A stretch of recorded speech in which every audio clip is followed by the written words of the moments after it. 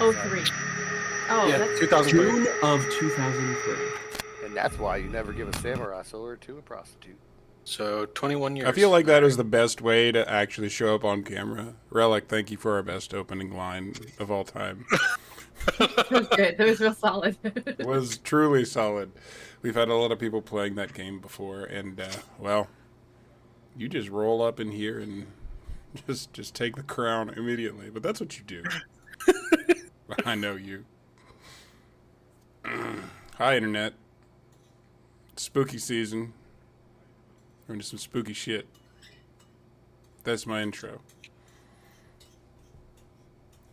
Not really. I'm Raytog, and this is my modern day Call of Cthulhu game. Welcome to DMOS. We're on episode 5 at this point. We're getting pretty low in the series. That's right. Nobody died yet. So disappointing. I keep trying. They keep being good. It's not for a lack of There's plenty trying. Raytog, sweetie, I'll help you. Don't worry. I have so many questions and so many more safety concerns now. Good. So, we are currently sitting at Game 5. This is our second round of investigations. Round 1, for everybody, was a bit of a primer, bit of a tutorial level. Not too much pain. Kind of playing it easy. This is round 2. Bigger parties. Slightly more in-depth investigations. We're still sitting at the one-shot level. After this, things are going to get bigger. After this, things might take more than one session. Full-scale investigations. But for now, we're here sitting on episode 5.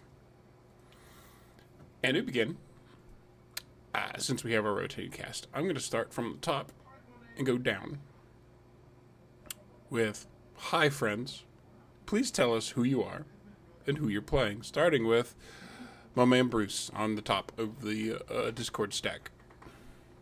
Oh, I'm on the top of the Discord stack. All right. That's cool. Hello, world, internet, what have you. I am Bruce. I am playing Jack Beans Napier. And, yeah, his first investigation was a sort of an introduction to DMOS and also a bit of a traumatizing trial run on whether or not he wanted to stay in the adventure. And here he is, going on another investigation. Mm-hmm. Excellent. So, next down the stack, Lucy. Who are you? Who are you playing? I am Lucy.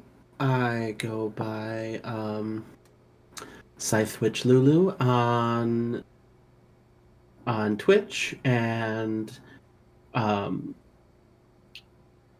Fettuccine Alfredo on YouTube.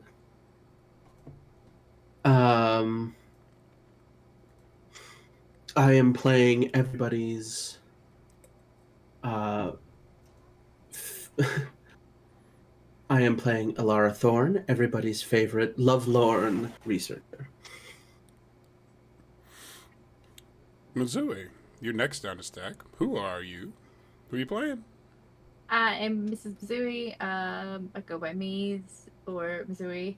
And I play Blair. Blair is a 40-something museum curator who's seen a little bit too much to keep staying on the sidelines. She's less interested in the items and more interested now in what's causing those items to be special and fancy. And so she's moved to this new career path and is still kind of excited about it. Although, you know, it was a little scary last time. I'm sure this time will be easier and better. Much easier. And as I kick on our little intro music, on the very bottom of the stack, but certainly not least, it's Relic. Hi, I'm Relic, and I am playing Mortimer Benowitz, a forensic pathologist, who, well, he's just seen some stuff, and now he's in to help people out. Seen some stuff. He's into some And stuff. together, me and Yeah. Relic make a dog sandwich. Just saying. What?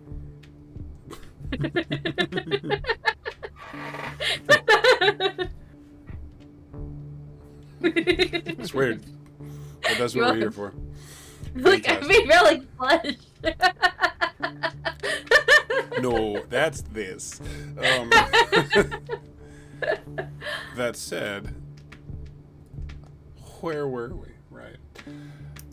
This time, our slew of investigators signed up for a different, completely different thing. Y'all signed up for something called Shark Week.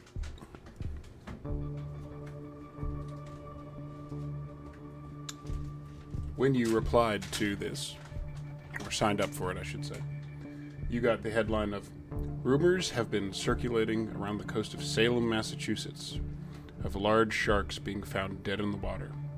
Local officials deny these rumors. Investigate." So that's what you had.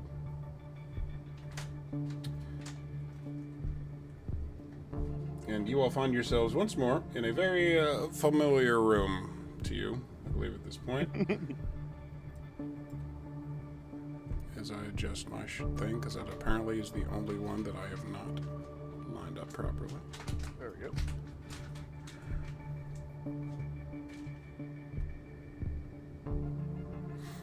I'm just going to say you're all there. Oh, nobody walking in this time, dramatically. Oh, they might Dramatic at some entrance. point. Some of you have seen each other before. Some of you are new. Some of you are brand new. And the Well, only I'm one in brand a new. suit. Notably. I have a blazer on. I'm wearing jeans and a t-shirt, but I have a blazer.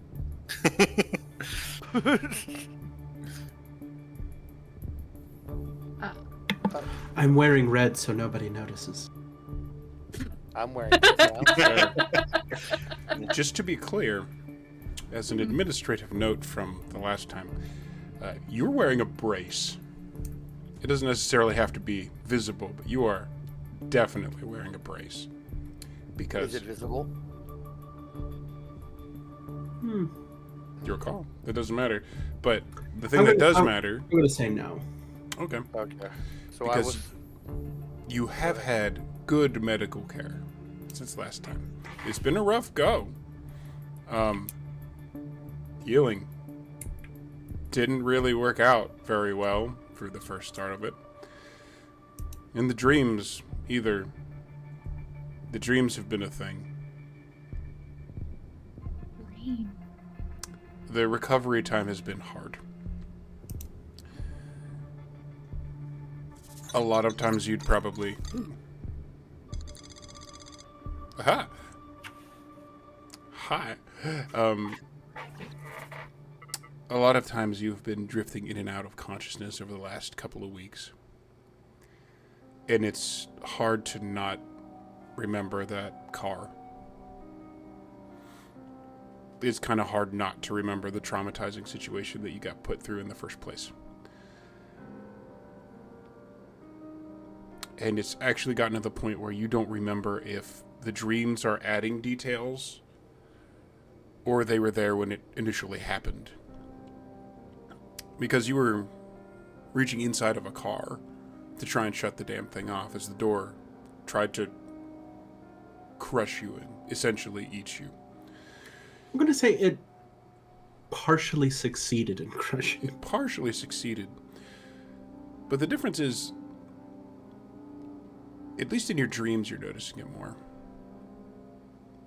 Reflective surfaces have a particular thing for you, a particular deep meaning, and you have a very hard time remembering that moment without briefly looking up at the windshield and seeing a half fuzzed out person looking back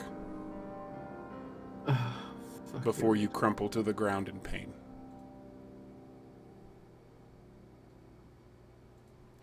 And that's been your 2 weeks.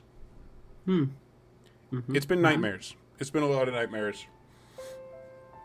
But this is a new opportunity and a new chance to get out and do something else. And so you find yourself lady in red in this room with these other people. Hey, we know each other. Mm-hmm. Dr. Thorne, how are you? I'm alive. How are your ribs? Mending, albeit slowly. I'm actually surprised to see you here. But I'm happy to see you. If I stayed Hi in that guys, hospital I'm Mortimer. And what's your name, sir? I reach out my hand towards Beans. I shake Mortimer's hand and say, Beans Napier. Beans? Beans? Bro, can I Yeah. call you Mr. Beans? You certainly may, yes. I love that show. Hi, ma'am. My name's Mortimer. Oh, a pleasure. It's Blair. Nice Hi, to meet how you. you doing? You know. So, I guess we're here to do another thing. Yes. Yeah. None of you are afraid of sharks, right? This would be a terrible assignment otherwise. And I'm not real familiar with the ocean. You know, I mean, I was raised technically on an island, but Manhattan's very different than other islands. Yes, I I imagine so. sailor for a few years, so I'm used to the ocean. That's good to know. So we know who's driving the boat. Yeah, I suppose I could drive the boat, yeah. As he And- checks his character sheet, I can see your eyeline moving. Oh no, I absolutely can, in fact, use a boat pretty well. Now, the And, real question becomes, do I want to? That's fun.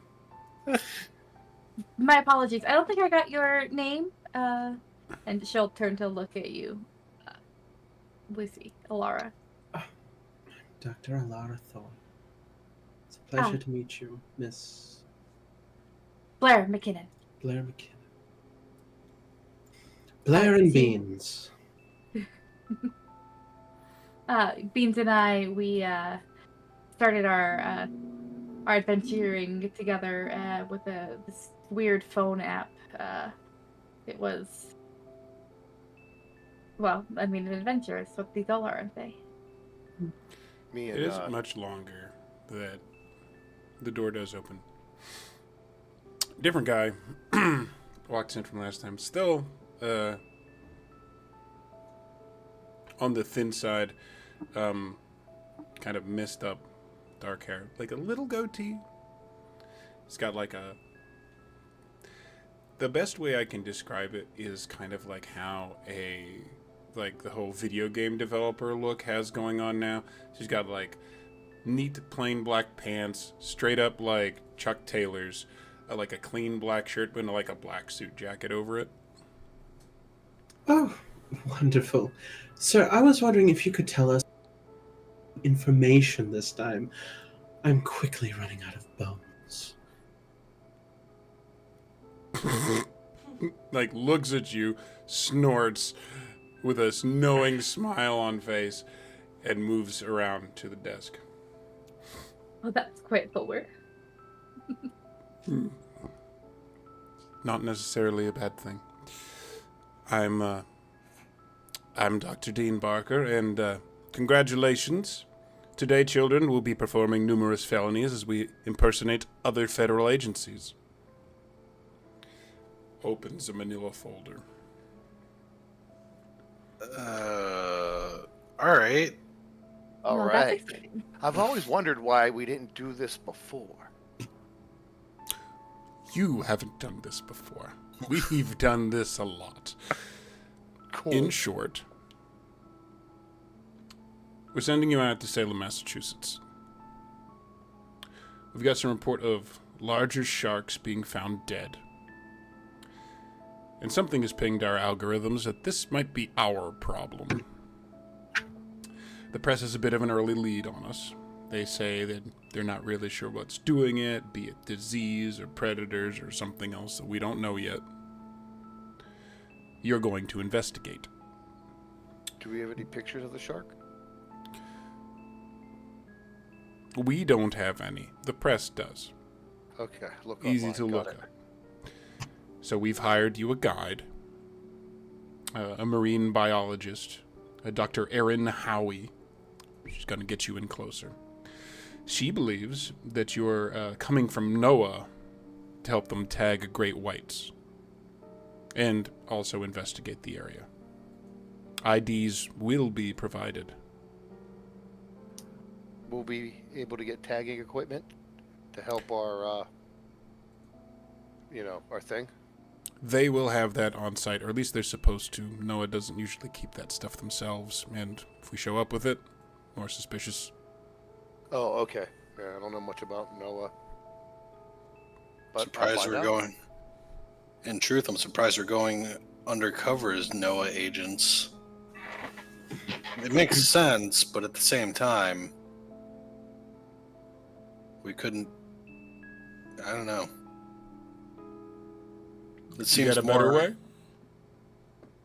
theoretically, we could be CDC, claim disease, claim we're looking into potential disease that could affect humans later if it evolves. And if it's not a disease that they decide to kick you off site? Fair enough. I could see that going sideways too. Aren't sharks famous for not being susceptible to disease? I even got it to say beans on the tag. And he slides your actually immaculately made fake IDs around the table. They all have your names on them, but they are pointedly all of slightly different spelling, so that if someone were to punch this into Google, probably wouldn't show up. That's good, because nobody wants. Don't Google my family's name. Or do you in particular, you look look at your terribly misspelled name, and it's just enough to shake your head, just because you're just used to this at this point. To be fair, I have seen misspellings worse. I mean, This least time this it's sounds the intentional. same. Did Yeah, they get right? your real ID right? Your real DMOS ID right? Not the first time. They left out the Z. Well, as a point, there's a reason, as he fixes his gaze on Alara, that we don't give out too much information at this point. Because if we lead you down one investigative route, and we're incorrect in it, then that throws off your whole investigation. We're sending you on this because we believe in your capabilities of deduction. And if we junk up the waters with theories and half guesses, then that's probably just going to give you more trouble than it'll help.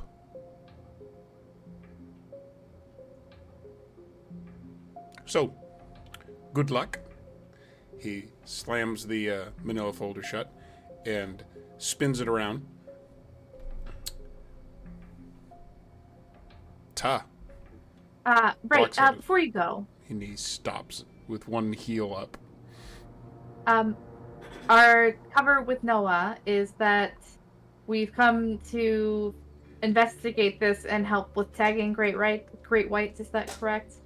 It Are we is. sure that Noah's not coming? That I can answer, and yes, we are sure. They've been Alright. sadly waylaid. Oh, of course. His face is very flat. Why I stopped asking questions like that. Understood. As long as there won't be any conflicts.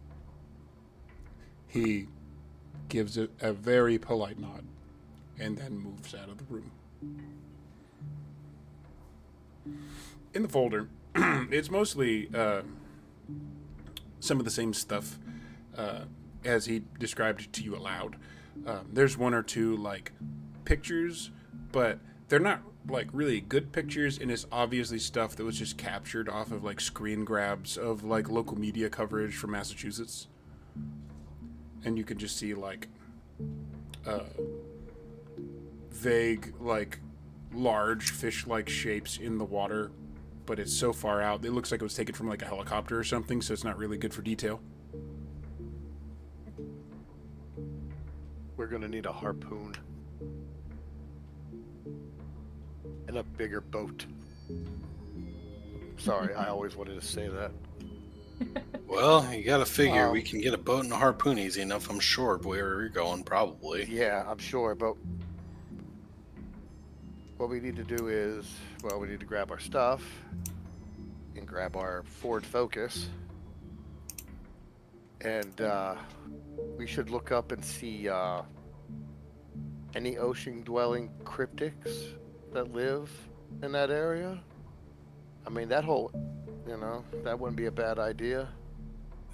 We're going to Salem. I suppose there could be any number of things out there, right? I mean, you say the S word, and next thing you know, you got 150 something coming out of the woodwork. And Yeah, the that's thing true. is, 100 of them are real. Well, I Also can fair. certainly look into it. I can hotspot my phone and do some research on the way. I mean, unless we end up right on the coast, hard to say. I always rely on libraries. We'll need satellite communication of some kind if we're going out far enough into the water. Probably need a sat phone or two, radio contact, something. I Among will other say, things. while you're digging through stuff, it does note in your files that you've been given that, again, you are going to be meeting up with a marine biologist, Dr. Howie. And it also declares that there is a boat captain apparently involved that is already working with Dr. Howie, a Captain David Mascari. It claims that said captain has a boat listed as the Wave Dancer. It's like a 24-foot research vessel. Pretty name. I hope we don't die on that boat. We'll be fine. That in the Well highlight? said. Yeah. One. Famous last words, buddy. All right. Let's get going. I clapped my hands. Sorry. Oh no! Oh no. I was cutting cheese, cut my hand, and I went to do a clap. Okay, let's back in character. Here we go. Yep. Oof. So do we head to the front desk and grab our stuff? So we're going to abstract this a little bit. Okay. You are looking for, notoriously already, a harpoon. Mhm. That's a Now- weird one. FYI, just so you know, McCleary did come down to my office, Uh-huh. and I now have a squirt gun with 2 bottles of Aquafina, all holied up. Excellent. All holy up. Good to know. I did read the after action reports out of curiosity, saw that was something that happened, and Yep. I'm Well- impressed. If we meet any demons, you're going to spritz them like you would a bad cat. Didn't it work last time? It mean- saved your life. It's just ridiculous, isn't it? Look, trust me when I tell you, I've seen more ridiculous shit in the Navy. You were almost killed by a car. I think it's more surprising how I was almost killed by a car rather than. Okay.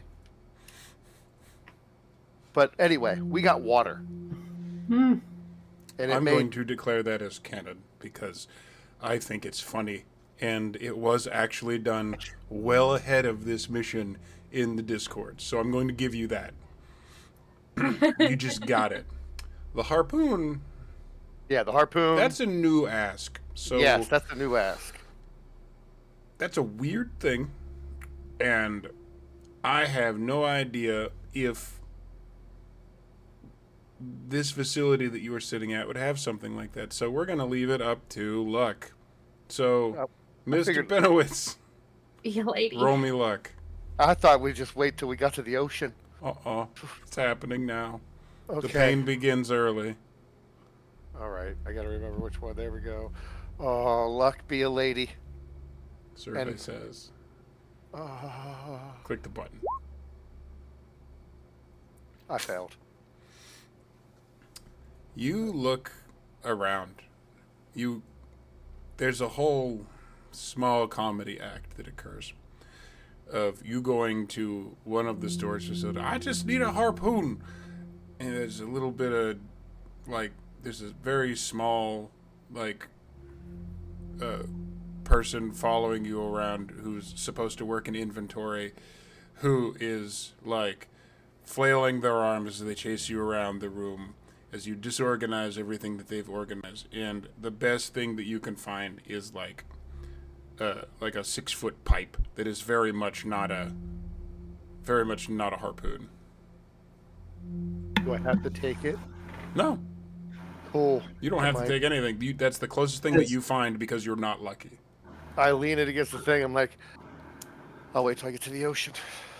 As someone who works a stockroom, fuck you, Benowitz.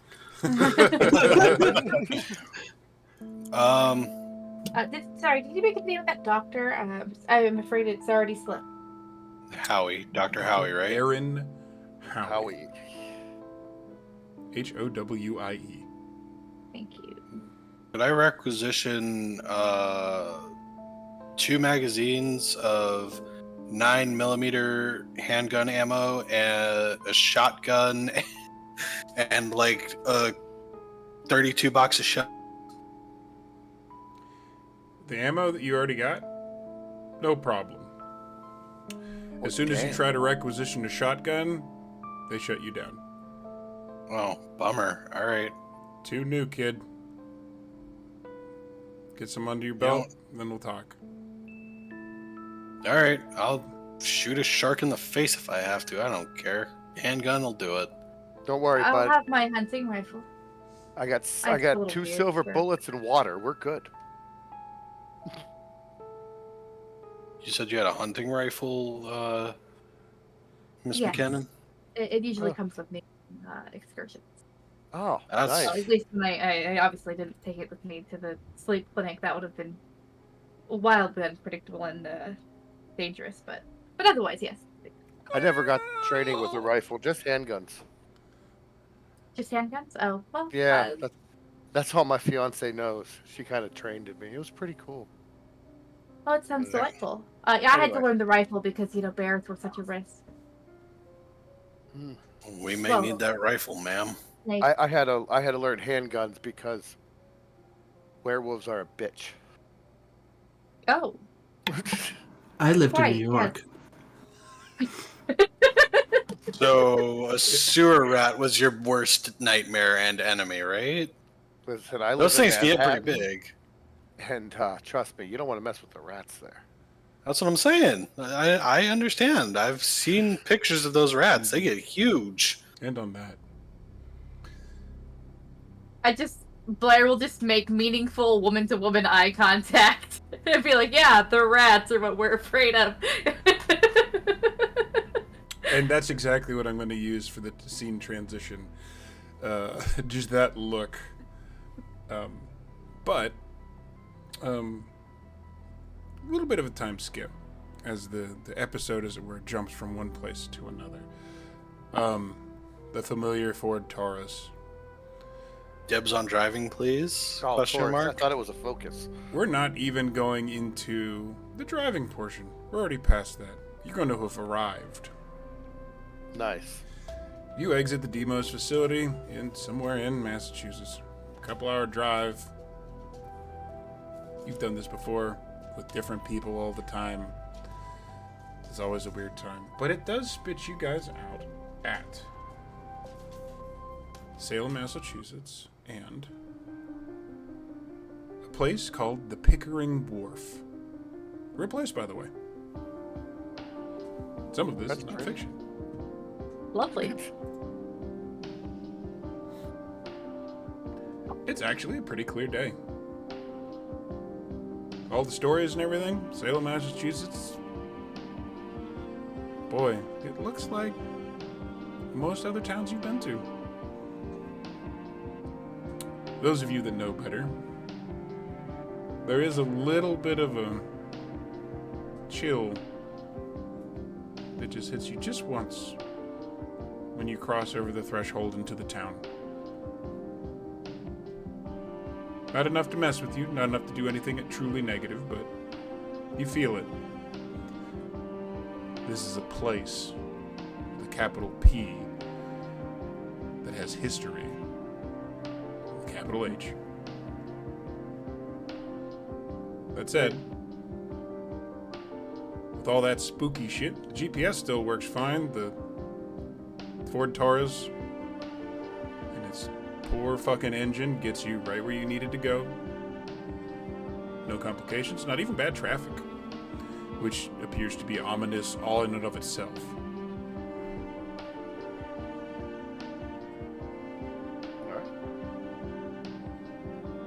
You roll up. Pickering Wharf. You're here. So we pull up a little bit over there. Okay, there's a parking lot, but let's just say we go there. That works. Alright, get out of the car. I am not driving. I get out of the back seat after I wipe whatever was still on the floor off my shoe. Beans was definitely driving because Okay. Beans is just... He's just one of those guys that, like, he likes to drive, you know? Fair. He enjoys it a lot. He's a mechanic, you know? He just... It's nothing against anyone else driving, it's just he enjoys the drives. Men.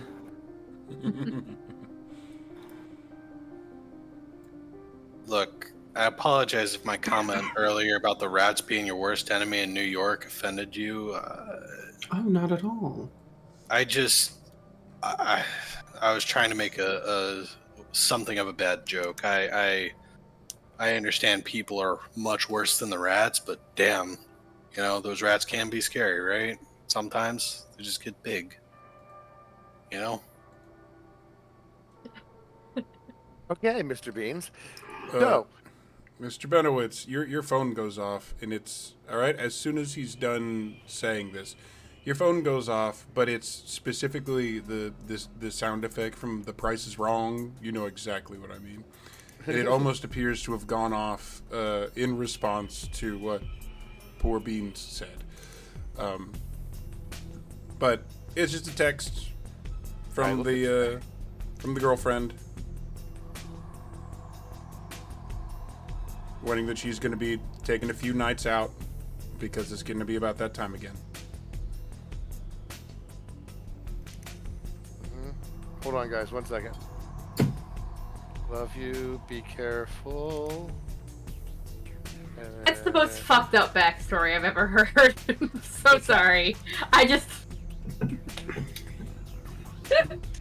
It's a beautiful moment. I'm sorry. What, my Yeah. backstory? Yeah. What, your werewolf girlfriend? Well, Oh, this is news to me. yeah. Well, you know, I'm actually writing the full version of everything. I've been working on it. I'm on chapter 6. Is this one of those romance novels that everybody was writing during the pandemic? Well, don't So were we make supposed to it get this cheap. up This during is the my first pandemic? time at writing anything. Oh, no, I meant your wife. No, I'm basing the character of another character from a book, and Uh-huh. his girlfriend is a shapeshifter, not a werewolf. But you know, we're going the other way with that. Uh-huh. Fascinating. Yeah. Y'all in Salem. Yeah, All right. yeah. Yeah, we're in Salem. All right. So first priority should probably be finding Dr. Howie. Did it say in And- our dossier where we might meet them? That's a good Gave question. the name of the boat. Yep. That's it. And we're at a pier, I'm sure. But I'm sure we can ask whoever runs the pier. What was the name of the boat again? The Wave Dancer. Even answer. Well, let's see. Let's go to the front desk or see if we can find the dockmaster. It's not actually that hard. That is actually the most basic of things to do. They're usually You on a guys podium. just roll up. You have fake IDs. The person at the little security station outside is happy to help you and checks a registry of all of the boats that are docked there and tells you exactly which pier to head down. And says, "Oh, it's you all. Okay, you're expected. Please, that way." Thank you Gives very a much, number, sir. and you guys are easily head down the Pickering Wharf. It's a nice summer day. It's clear, and you guys get to see the wave dancer. Nice. Ooh. Small. Wait, did you say it was a summer day? Yep. Oh, well.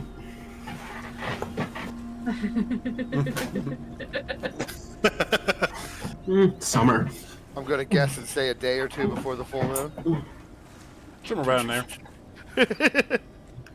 Beans just keeps his suit and tie on, but notably, I will posit this: he's ready for action if it comes. Don't worry, he's ready for it. Beans, man of action. Noted. Yep. All right. So I look over at him. I'm like, "Calm down. You look tense, brother. You don't." It's force of habit at this point. It's been a while since I've been in near water since I got out the Navy, but being near here reminds me I've always got to be ready for action, you know? I get you, buddy. All right, let's stroll on down and You guys are heading down. go onto the boat. And at this point, Hello. before we run into people, I'm going to ask, on your way here, because there is a bit of a trip, just get past it a little bit, just to be safe side. Would any of you be using this time to get on your nice fancy cell phones to look up any information on this at all, or are we just going in? No, definitely we were. Excellent. Like I said, I wanted to ask. Mhm. I asked. We need to look up any crypto creature that's fair. rumored to be around this area. Super fair. So here's what I'm And, going to say. On the way, anybody probably except Beans because he was famously driving. Unless you want to text and drive. That's your call. Oh, no, Beans is safe. Okay, fair. We're all just clutching the seats. Beans! Beans a good boy, he is. Oh, wait, I'm I reporting you thought it to was a new TikTok. So everybody who is looking up information on this issue that apparently has been covered in the news, you can roll me. This will be your choice, whatever you're better in. Either library use to just look up information, history, or occult. Ooh, did you say occult? I did. Did you say occult? You're I think I asking heard about- someone say occult. You're asking about cryptids. What's my history? I think I got a pretty good history too. Can I blend my occult history here? Because I kind of want to look into like what we may be expecting to come up on as far as like Morty was saying cryptids and things. Morty! Wow. Morty with the home run! Short Morty version, finds his way out to the dark web and weird shit starts happening. Morty's got contacts that know things. It's called the Paranet. It's pretty cool. Not completely uncanon, actually. So those of you that look things up, and I'm just going to say, because there's all of these successes, they're all pretty good successes too. I'm just going to combine all of the information that you guys get total, that you would have circulated between each other on the ride, because it's a couple hours, right? Yeah, And you had plenty of time to look stuff up, so it wasn't like there was a time crunch. We'll start to the closest of this stuff, and work our way backwards. Because Morty found some old shit that'll probably shape how the approach to this boat goes. Recently, nobody really knows what's going on. News things have been trying to report these things are being found off the coast, and the local authorities seem to openly deny that there is any form of problem. There seems that the local news agencies have kind of tried to like stir it up a little bit to see if they can find any more stuff, but it's kind of new in the cycle, and it seems that that hasn't actually happened yet. Because as you all, via your library and occult things, look up, going back, way back, and that's not even the earliest thing, the last time that anything weird off the coast of Salem happened. And Salem's a town where rumors and... White people came? Yeah. Well, that's not really where I was going with that, for that, but okay. Salem's a place that there's a lot of rumors of supernatural shit. But for this, back in '62, the AP, Associated Press for you non-news people, reported on 2 local fishing vessels that claimed to have seen basically Nessie. Didn't seem to bother any humans.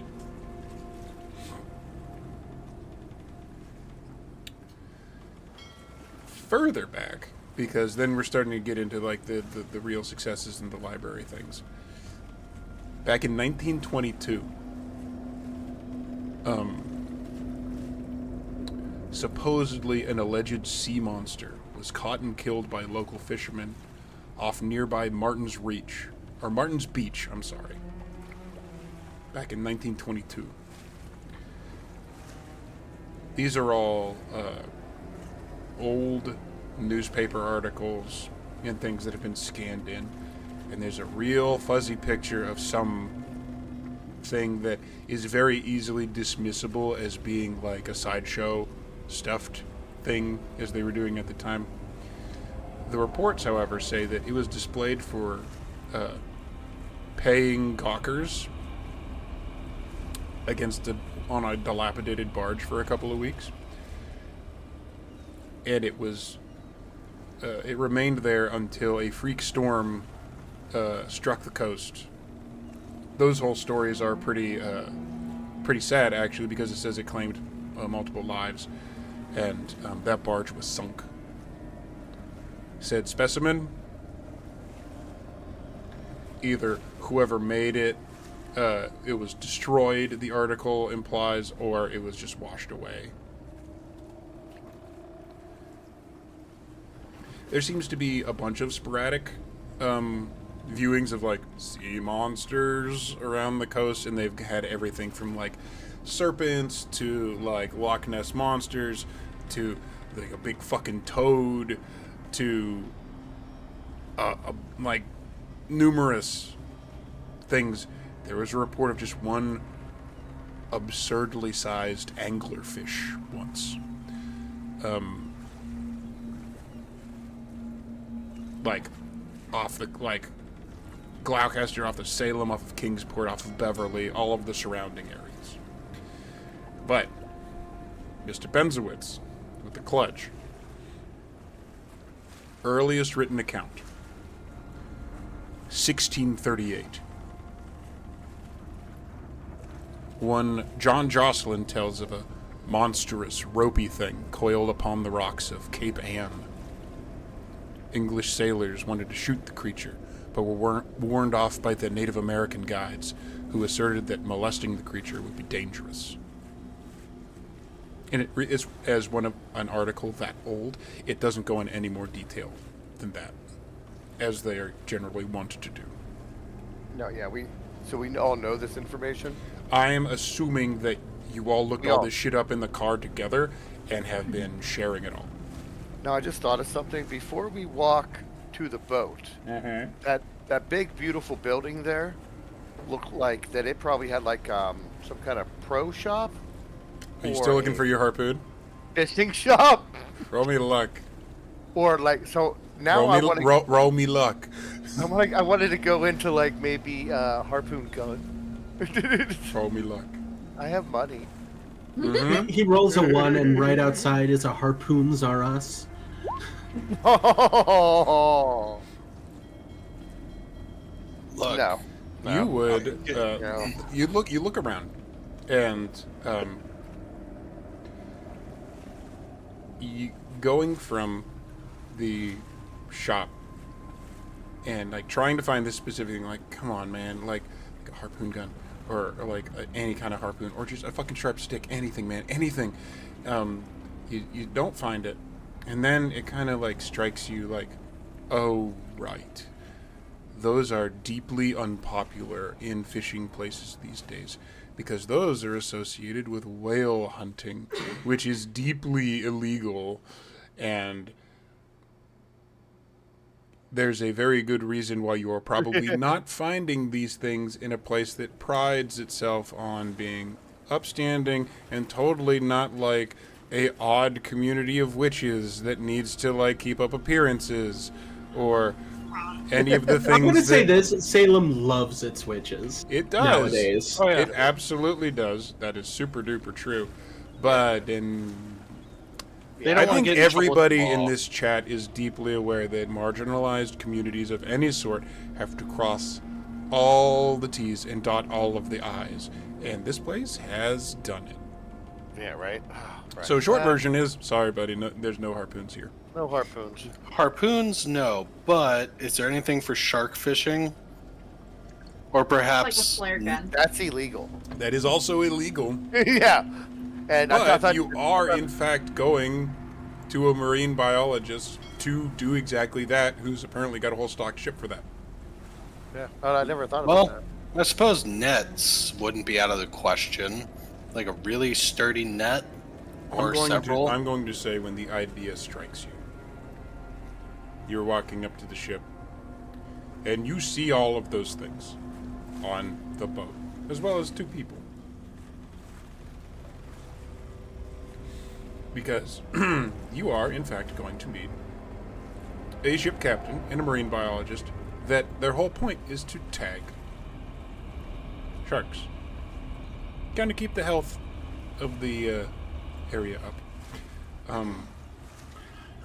Is You- Mizui just kind of walking towards a boat with a gun, with a long gun? Yeah, she has a gun case over her back with her backpack. Okay.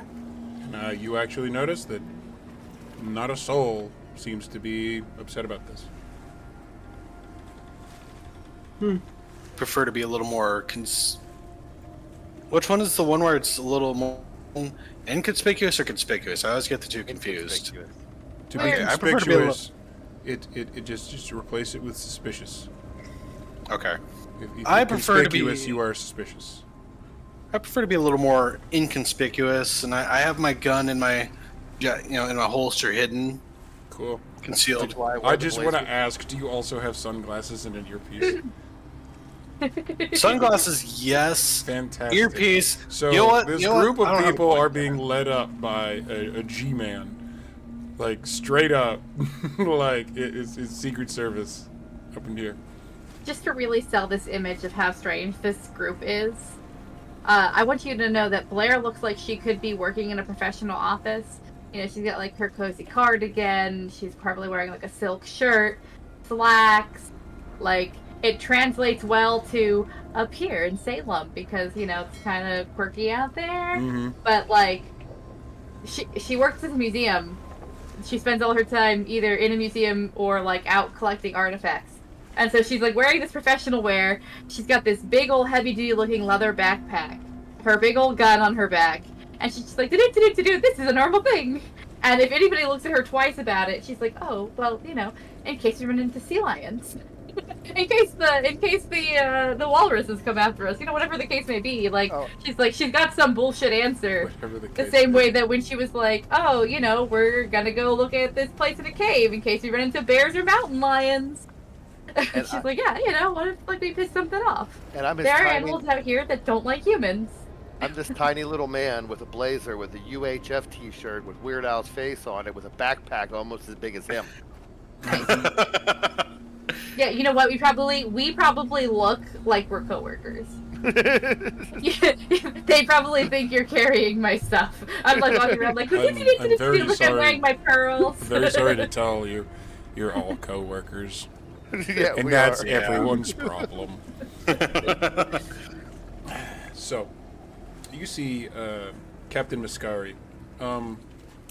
Looks like he might have some, like, Spanish vibe going in him. Waves from the prow of the boat, but Dr. Howie comes down. It's, she's, like, looking like late 30s.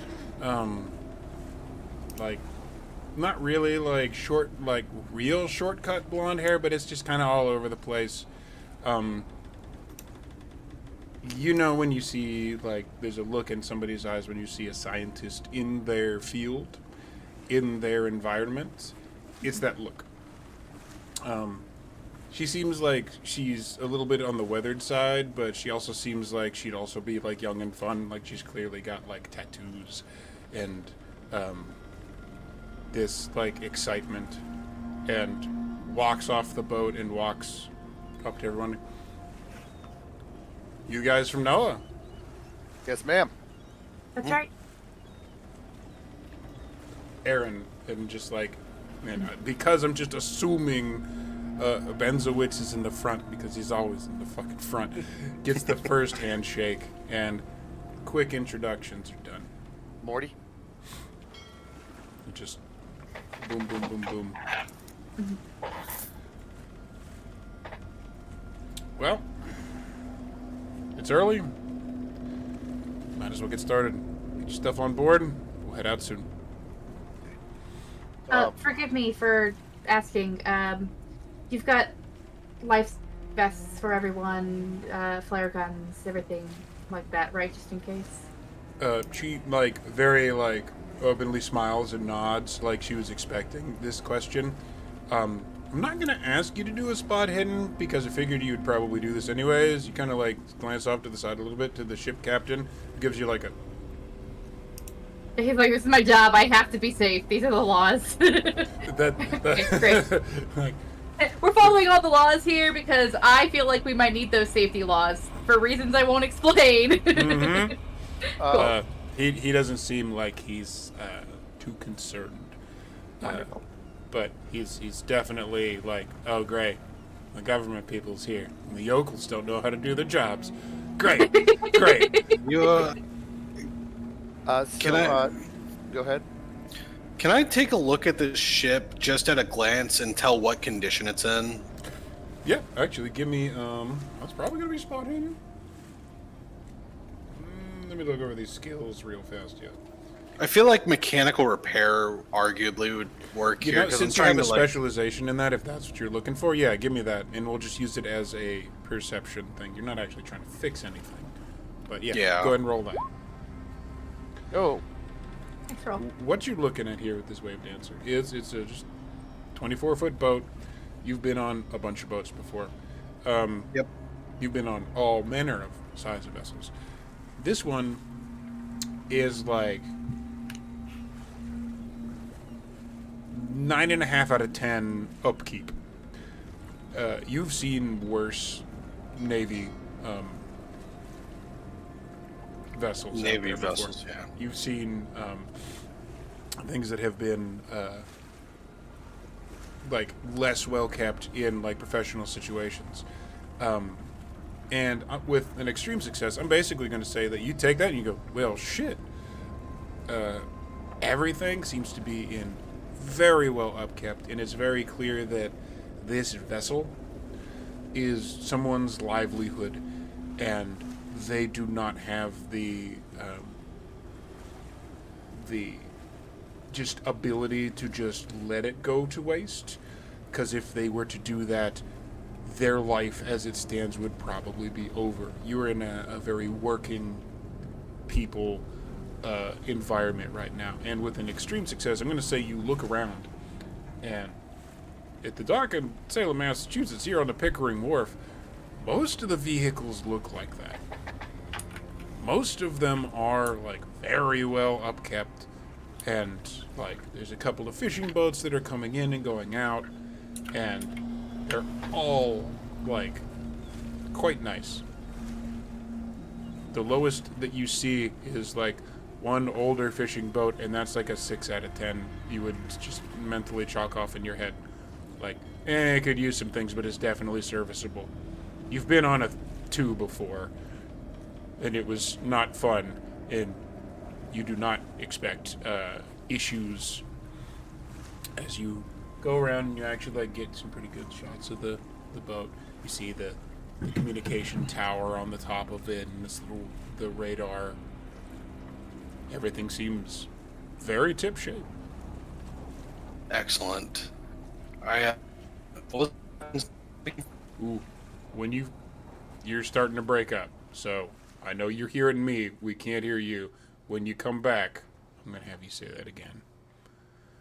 We might have lost him. Oh, good. I might be losing everyone.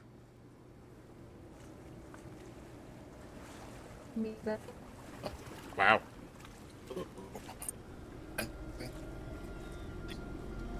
That's cool.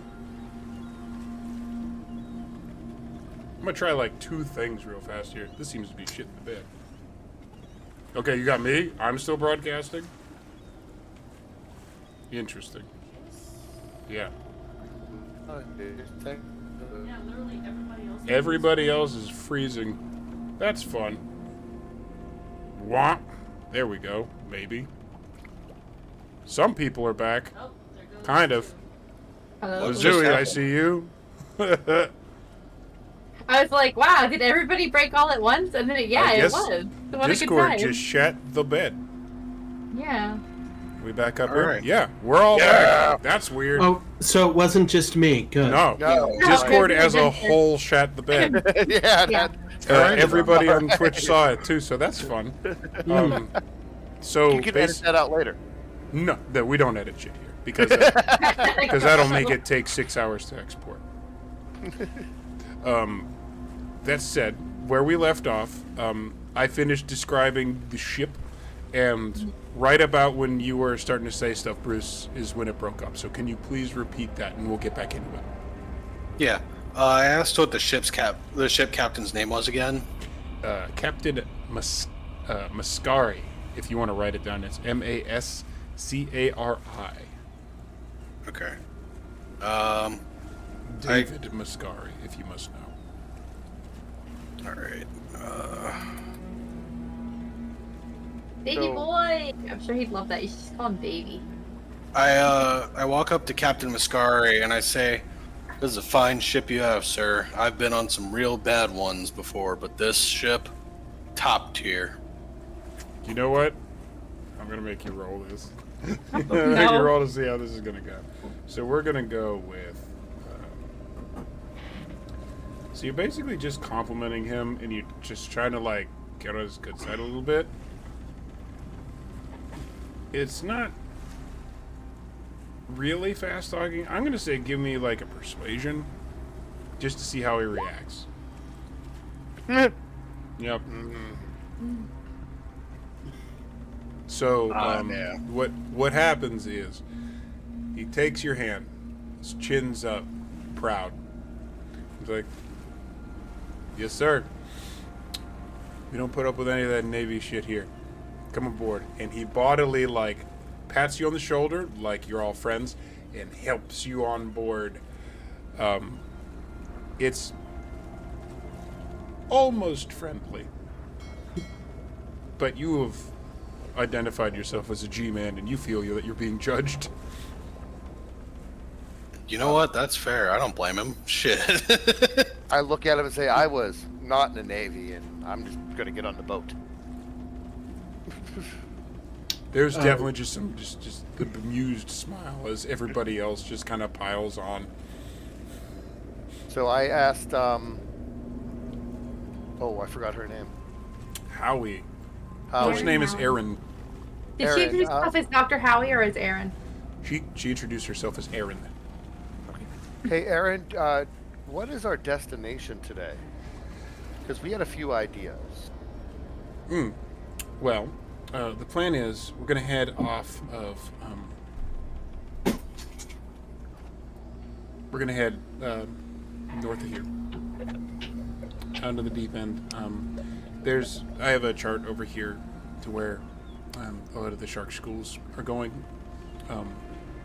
We have a couple of tags, a bunch of sharks that have been tagged, and they have little radar trackers on them. So basically, we're going to head out about that away and see if we can't pick any of them up, check on them, see how they're doing. Can we swing past? Blair, I'm sorry. What was the name of that island that I looked up? The one you Cape Ann was the one I think that you had found primarily. Cape Ann. Can we go by Cape Ann? Cape Ann. You know, I mean, it's roughly in the area. I'm sure we could probably work that. All right. What does the captain think of that, since he's a local guy? He was moving to the wheel, but he pauses on the stairs for a minute. It's like, all right, yeah, it's on the way. Aaron's all right with it. We'll go. Yar, you want to go to Cape Ann, do ye? Oh, many a soul has gone there, but none return. As long as you don't The go captain right. draws his gun. Beans also will actually put his hand like in his vest, slightly like. No, that did. I've heard I'm too assuming much that of impression shit did on not it. occur. No. Okay. Cool.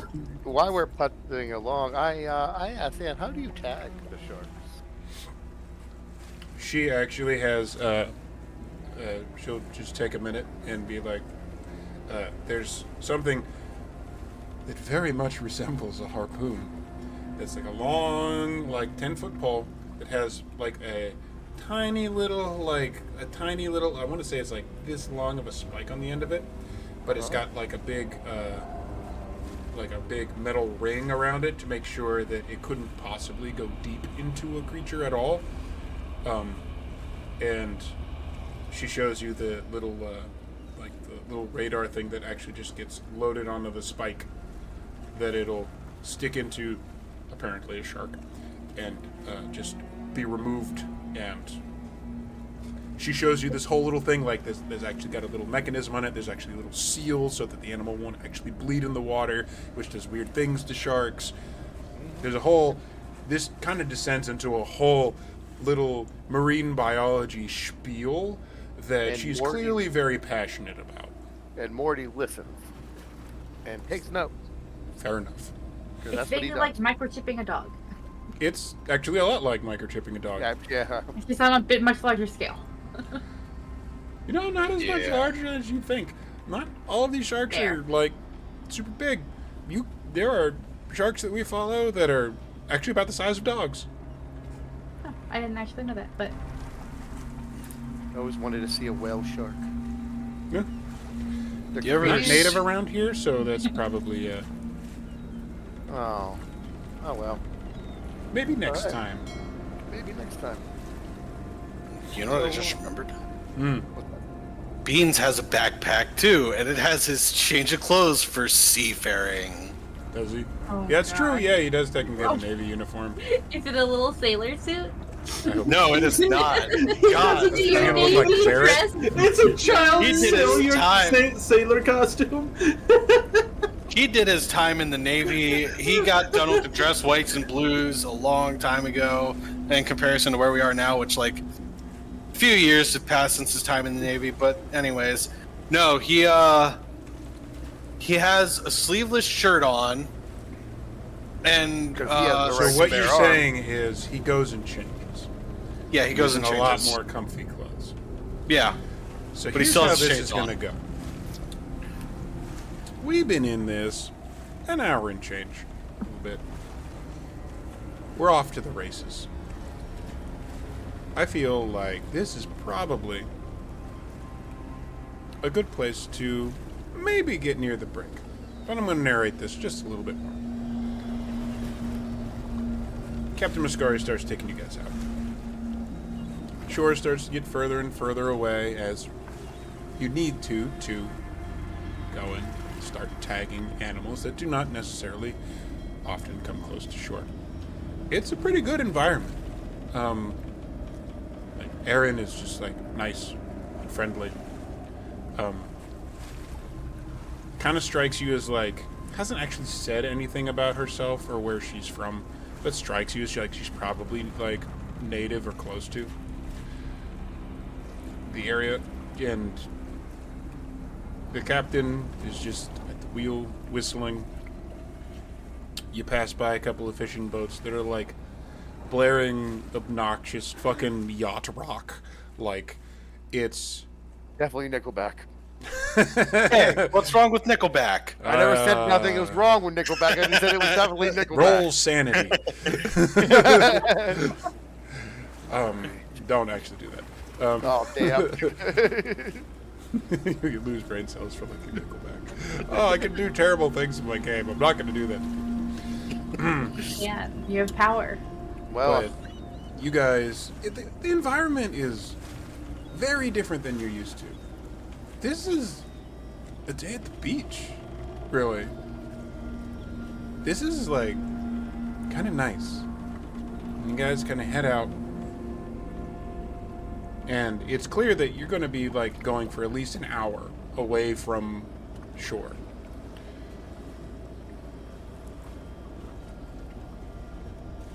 The sea's big. It's open.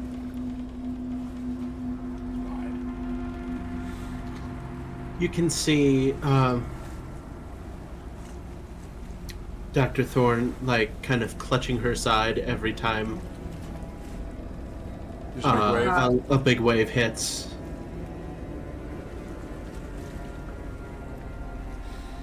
It's not fun, but you're not in a situation where you do in this moment. Good for mentioning that because this would be more concerning to you. As a research vessel, there are essentially like lawn chairs that are strapped to the floor and the like railing on the side so that they're secure.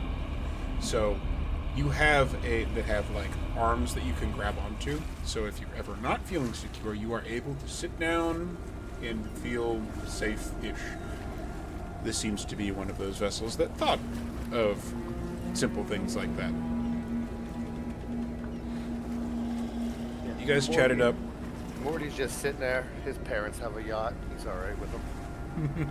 I was gonna say if it's relevant to try and sort of ease the two, both the captain and the doctor, into the idea of talking about this thing. She like eases into the conversation about like, hey, so I've actually seen it's really some of the interesting new research about how far sharks are traveling in like a given day or week. I know that there was that one breakthrough shark, right, that had gone thousands of miles in a number of days, and like she'll kind of like go into that and then be like, oh, this is trying to lead into this whole idea of like, oh man, sea life's crazy. Wow, what are your crazy sea life stories?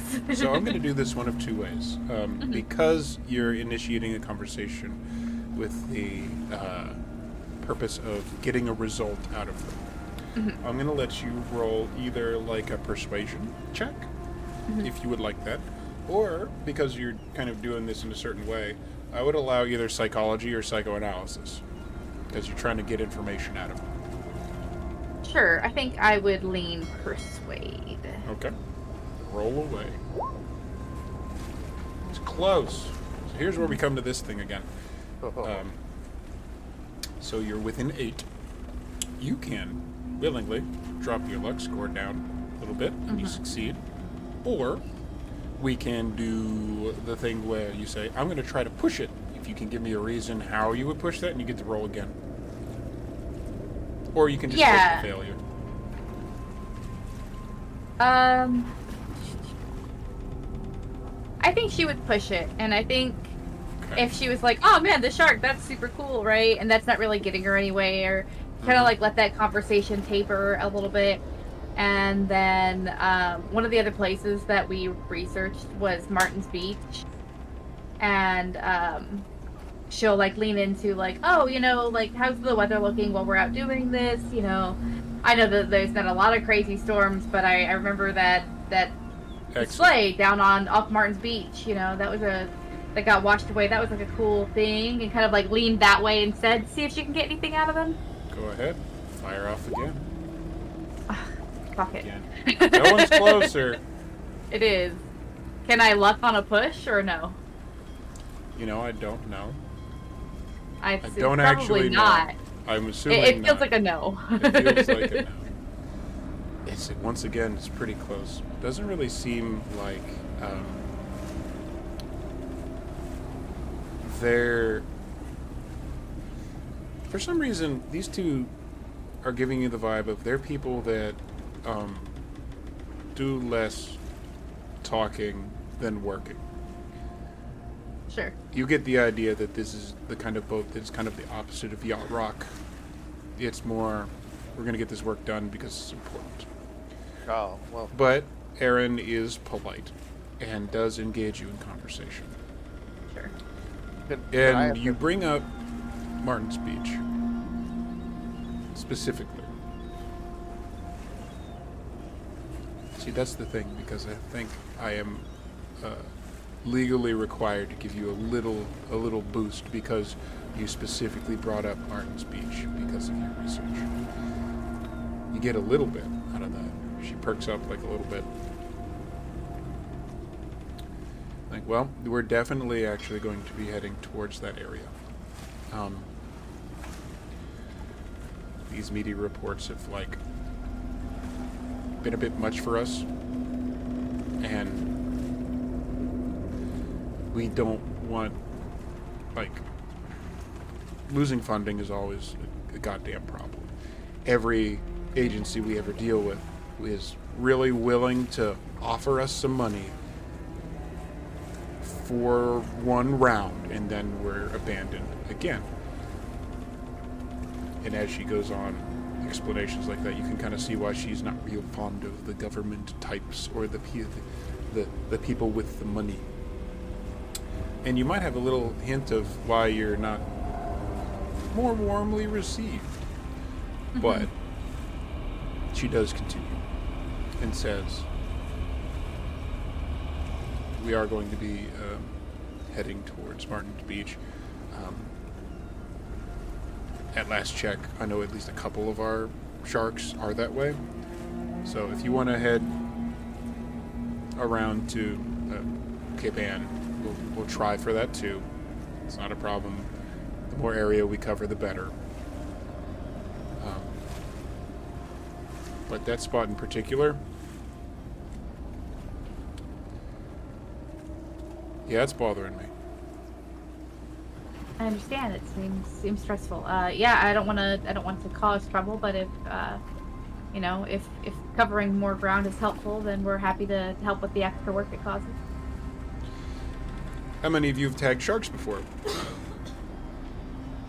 Well, I've microchipped dogs before.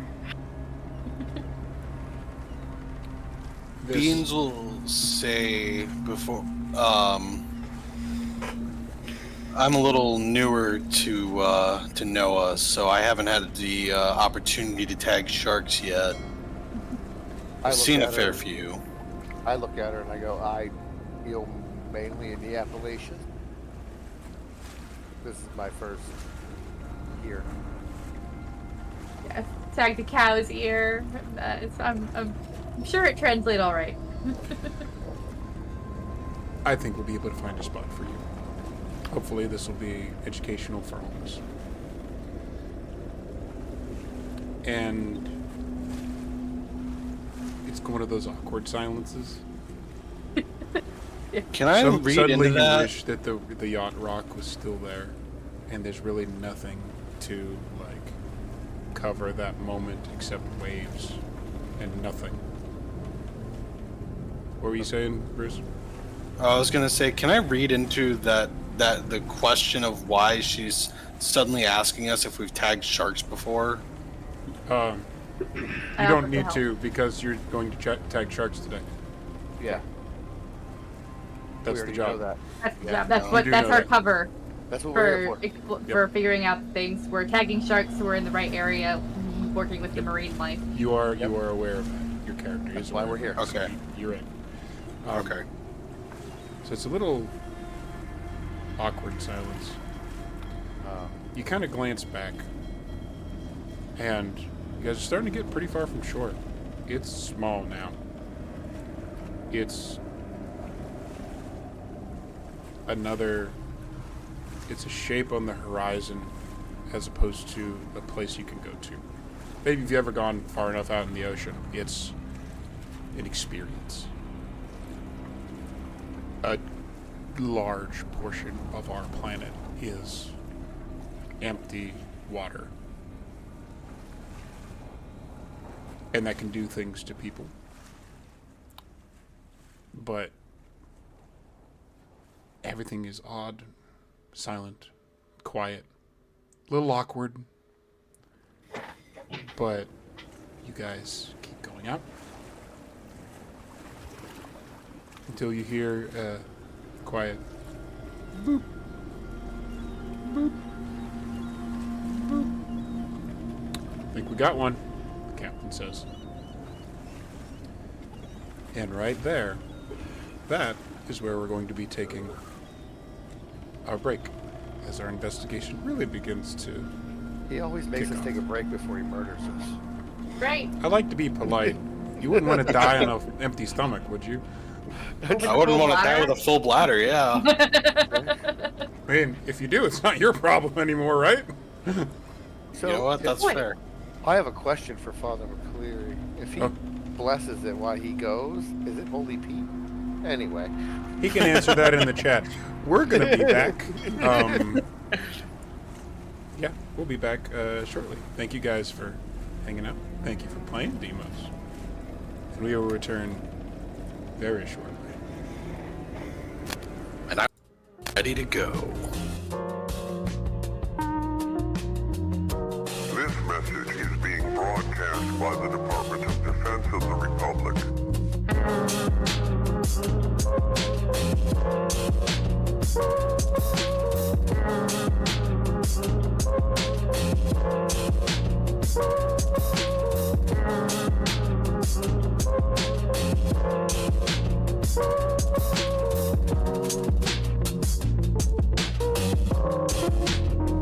This message is being broadcast by the Department of Defense of the Republic.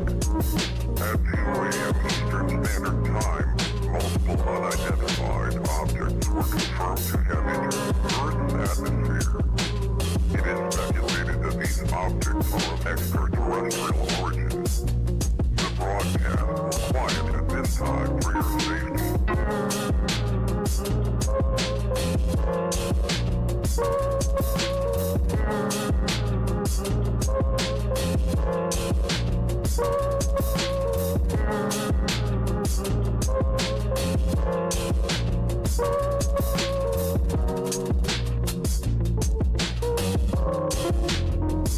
This message is being broadcast by the Department of Defense of the Republic. At 2 a.m. Eastern Standard Time, multiple unidentified objects were confirmed to have entered Earth's atmosphere. It is speculated that these objects are of extraterrestrial origin.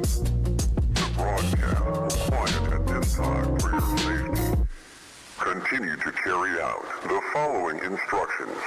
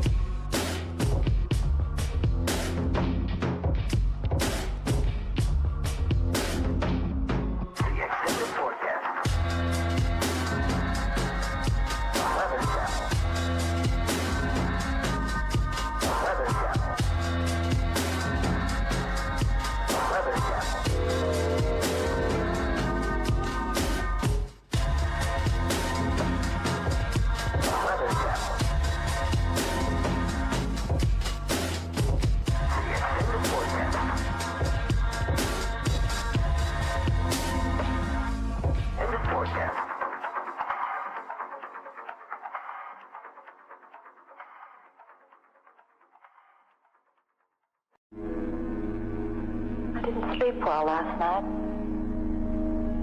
Don't go into that fog.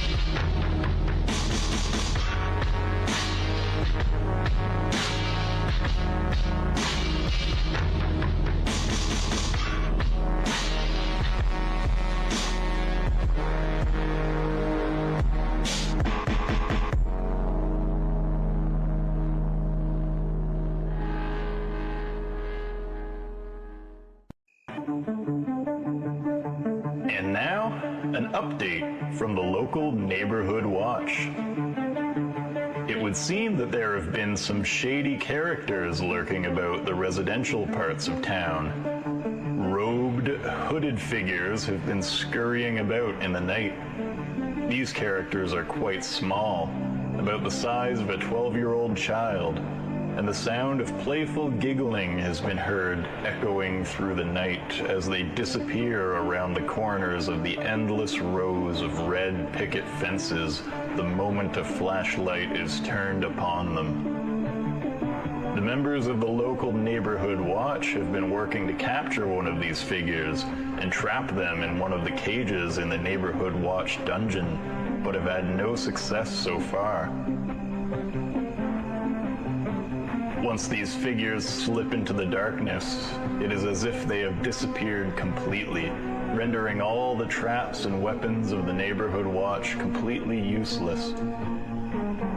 So far, these robed figures have not caused any real harm, as they have just been painting strange symbols on buildings and fences. It's anyone's guess what they're up to, but if they really are mischievous youth, we probably wouldn't understand anyways.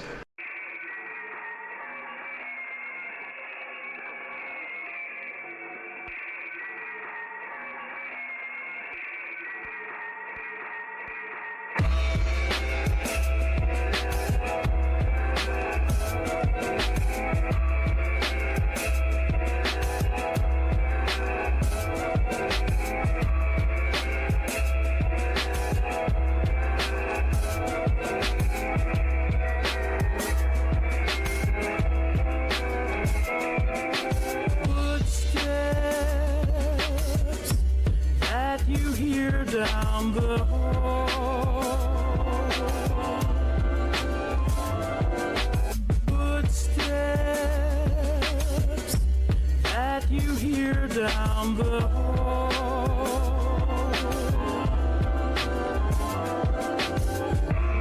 the light that floats on us, the light that you can never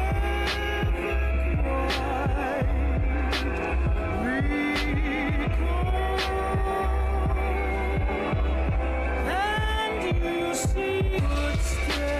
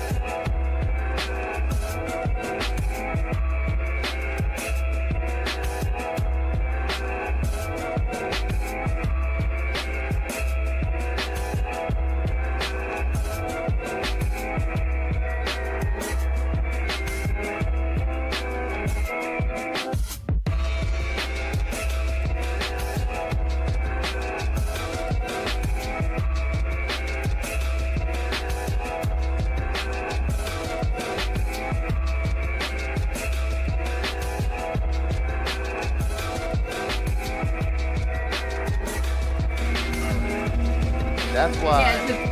Yeah, Anyway.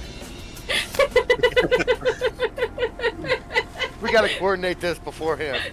we both broke each other's No, that's part of the bones. fun. That's part of the fun. We Part of don't how this coordinate. shit goes. That's how the shit goes. Okay. I was gonna say that's why you never give a hatchet to a gnome.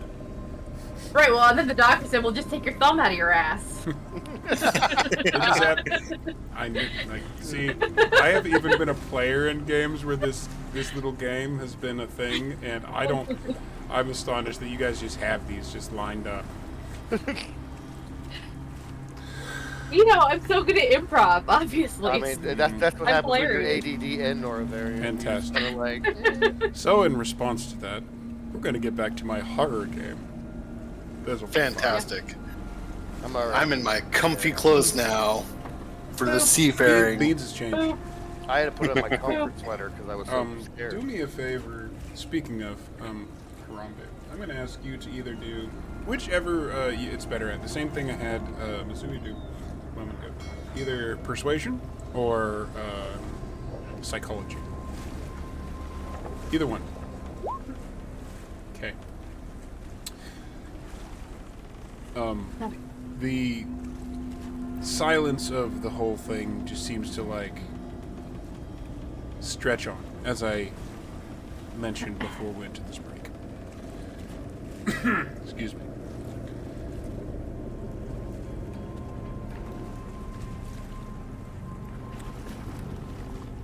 The radar goes off.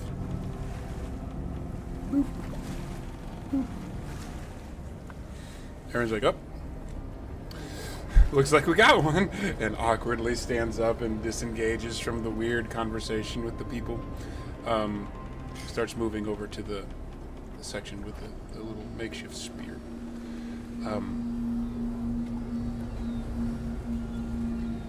Well, time to make yourselves useful. You two, and she points at the two guys. Come on over here. You got it. And pushes a big white bucket into both of your hands. And she opens the lid. A smell hits you in the face immediately, and it is clearly chum. Oh, I don't miss this. Man, Well- this is what the food tastes like. No wonder they lost out to the Krusty Krab. She actually laughs a little bit at that, like, all right, you take that side of the boat, you take that side of the boat. Go ahead and Do we have slowly something we- dump it in as we go. Port and Slowly- starboard. Got it. I don't know.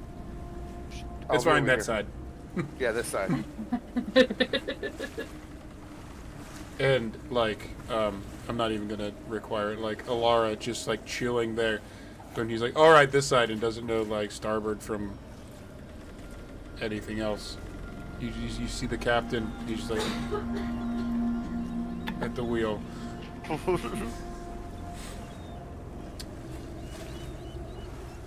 You guys dump it over the edge. Yep. Meat. Blood. Red. Starts trailing behind the boat. Like these deep red lines in blue. The radar goes off again.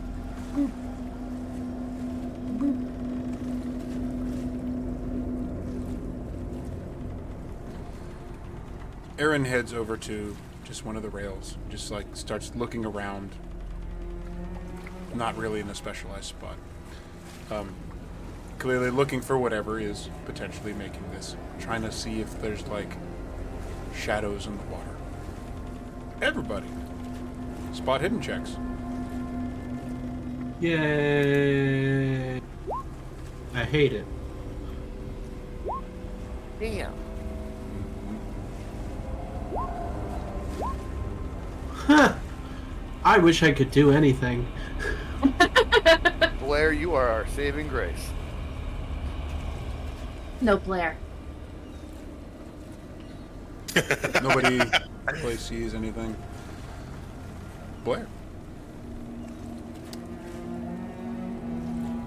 In these chum buckets. There are chunks of meat, blood, but there's also little crates that like contain more stuff, like something that would attract an animal to it. You're all looking, and it's like 40 yards out, not feet, yards. You see one of those little bait crates get hit, and it gets nudged. Something happened to it. She'll call it out. I mean, I don't know port and starboard, but I imagine that Blair does, so she'll call out the correct side. To port. Appropriately. Let's just say it's to port. Alright, so on the port side, there's something done over there. And she'll be maybe nudging over this way. And you see like a little bit of a dorsal fin around that time. Like everybody turns to look when you point it out. And there's a dorsal fin that goes through like the chummy water and back under the wave again. And yep. Aaron's like, "Yep, we got a shark." And the captain begins turning the wheel. You start heading over that way. I also struggle with left and right in real life. So, it's not that I don't know. It's that I can't do either. Yeah, port's your left side. They're both L's. It's weird. It's a little exciting me seeing something. Like, you don't know what the hell is going on out here. Like, nobody knows what you're actually out here for, but you're investigating nonetheless.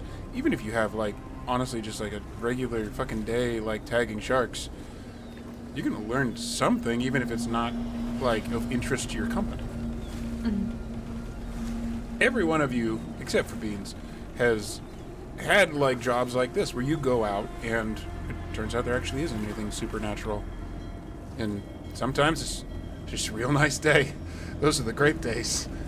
When it's just boring paperwork and it's all discounted. There's always this little feeling in the back of your head, like maybe it's not though. It's been enough.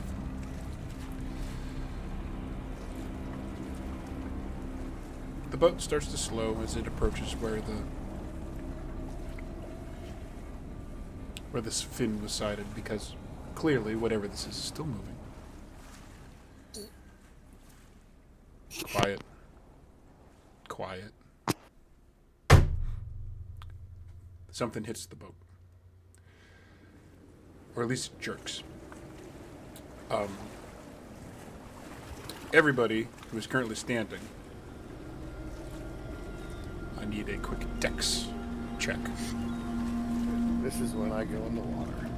Dexterity. Oh, fudge. Fumble. Mother of God. See, You said it out loud. You You have did. to jinx You yourself. spoke it into existence. I did. I willed it Alara into was life. standing? Okay. Alara has a really scary moment where she, like, seriously starts to go down.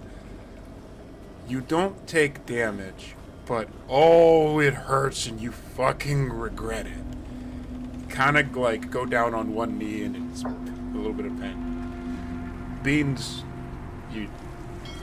you're a sailor and you just, like, you don't even grab a railing. You, like, just kind of, like, spread your feet out and, like, lean back just a little bit. Like, your shoulders are, like, separate from your hips and doing that whole thing. And you just kind of roll with it.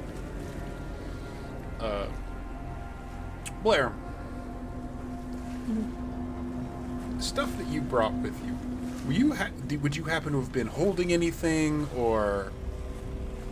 I imagine she was working. If she was holding anything, it may have been because she was trying to pilfer a flare gun and some flares just in case, or find out where they were. Not necessarily, oh, I'm gonna take these. She's like, I don't like being here. I'd like to be able to go. So what I'm going to say that happens with you is that You do actually see. Oh, so this is where they keep the flare gun. Okay, cool. And you don't actually get to the point of like potentially pilfering it, where you would even need to start rolling a check because everyone's clearly distracted with the potential thing in the water. You could have gotten away with it easy, Sure. and you know it. But that's when it hits, and so now there's a loose flare gun rolling around on the deck. Ah, beans. Morty.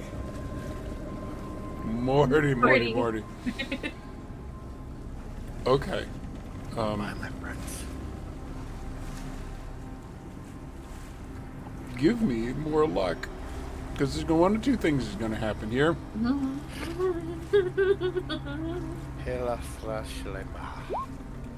Excellent. Oh my So God. this is what happens.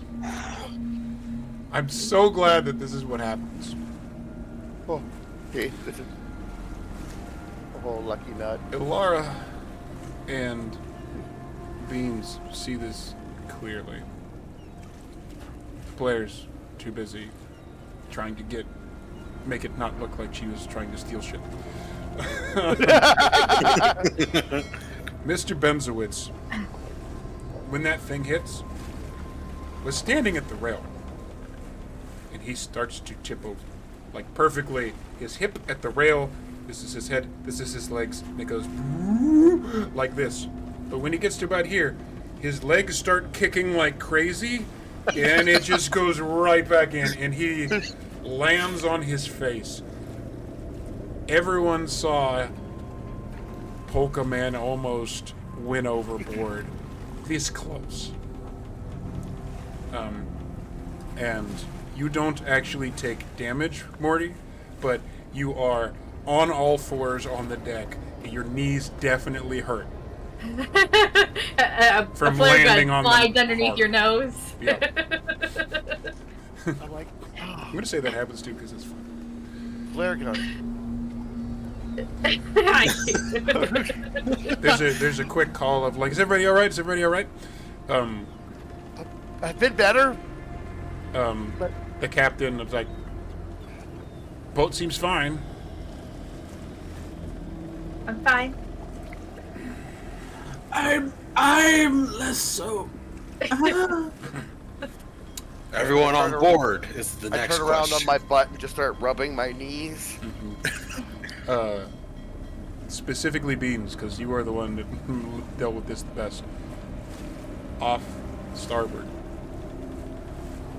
you see there is a shape bobbing in the water. Doesn't look human. Definitely looks animal. Might be, just at a quick guess, you think it's maybe the shark that we saw, or you were tracking.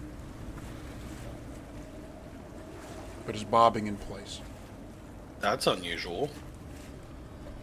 What, can I roll to know that? Sharks have to keep moving. You just know it. Okay. You don't have to roll for that sort of thing. You just know that. That's normal. I'm rubbing Sharks- my knees and I ask him what. Sharks don't just stay in place. They have to constantly move in order to live. Yeah. I watched There's- Shark Week.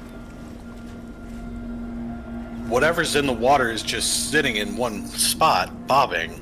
I look to find the bobbing thing. And now that he's pointed it out, everyone sees it. And Aaron at once goes, "Oh shit," and begins gathering a net.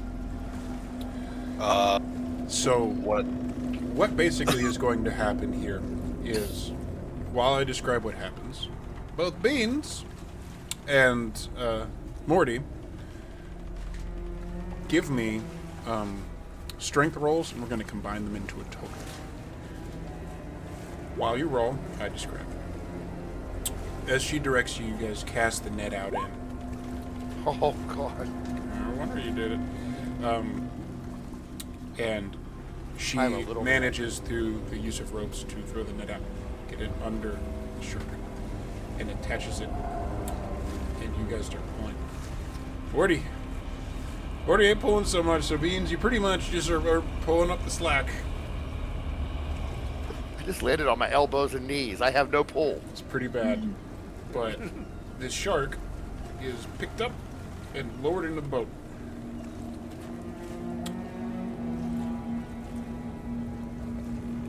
At this point, the net gets unrolled, and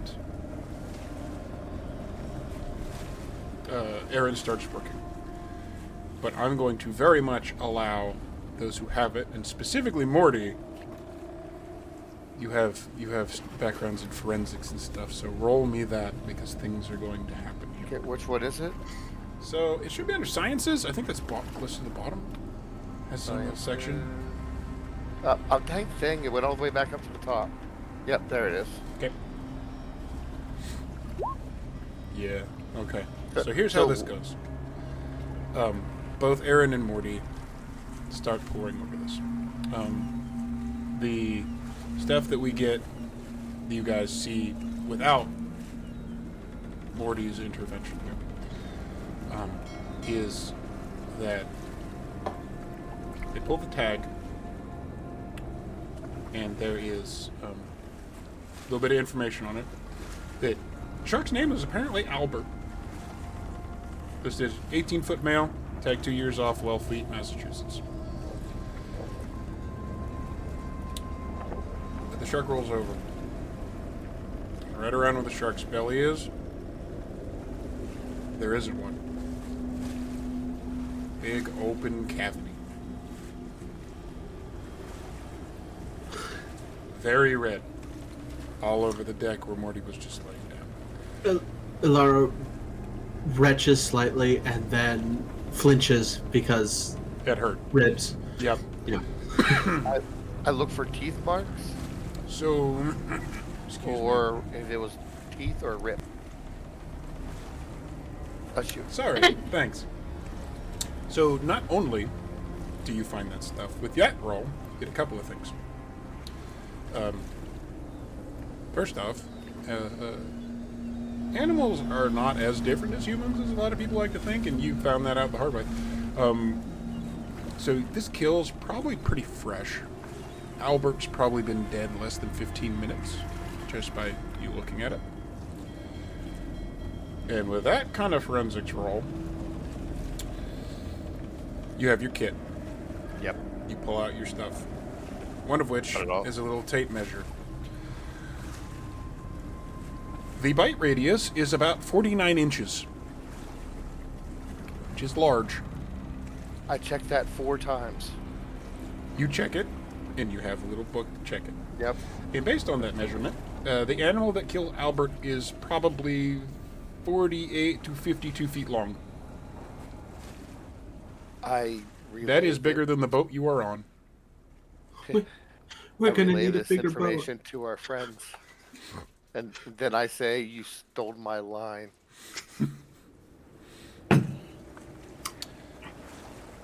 Beans puts his hand on his sidearm and is very apparently ready for action. What are you doing? Because- being ready for action. Are you looking around? He's just looking a little more cautiously now to see if he can. Because something that large that can. What kind of shark is this? It's a great white. It's not a great white. It's probably a tiger shark. Yeah, I It's see a him do 12-foot that. shark. Yeah, I see him do that. I'm like, we're not fighting this. Mr. Beans, whatever did this took a bite out of a shark like it was an apple. What is your gun going to do?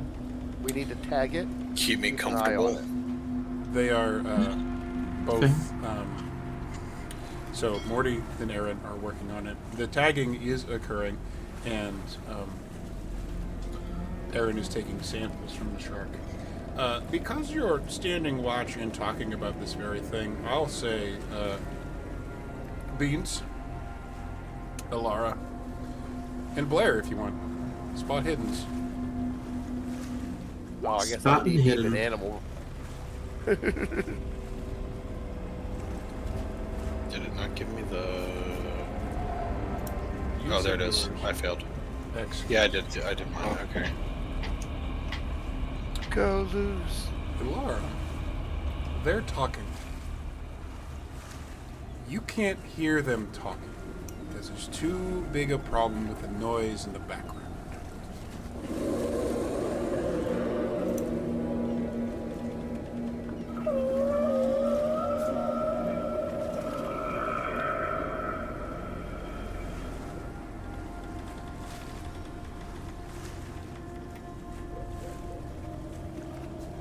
She looks around. Did anyone else hear that? I pick my head up and go, what? I got these big weird old glasses on. Since it's been brought to our attention, can I make a listen check to see if I hear it? You just did. That was it. Oh. You did not. Okay. What about me? What should I do? You're busy, and that's fine. Yeah. I find Dr. Howie. She is in the mess. Doctor? She kind of looks up. Do you have any recording equipment currently recording? Do me a favor, specifically, Alara. You got psychology? Roll that. Let's see if I have psychology. I can't. You should have at remember. least something in it, just based on your stats. It might not be good, but I know you have. Everybody has.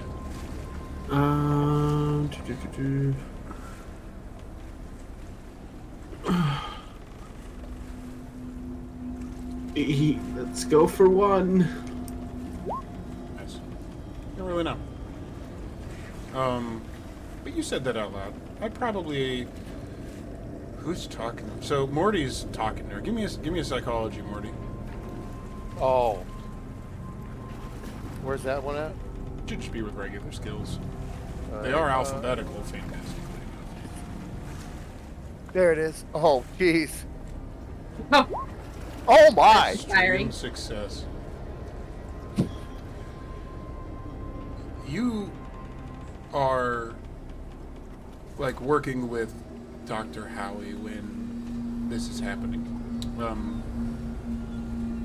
You hear Alara go, "Did you hear that?" And you look up and see Erin's face. Her eyes are big, looking at nothing. Her face instantly becomes kind of flushed. And she seems like she's slightly short of breath. Are you okay? Doctor, what are you not telling us?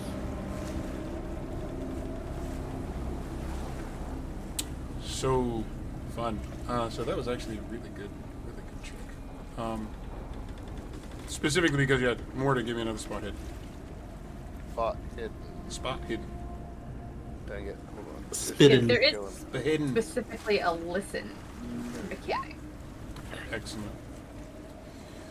So, this chick's been pretty cool up until this point. She's, like, on the younger side of scientists. She got the tattoos and everything. She's had some that have been coming out from under the shirt. Looks neat. This close, there are things that you just kind of assumed were cool tattoos before, but right about here, there are like lines from here down to about here on her neck. They seem a little swollen right now.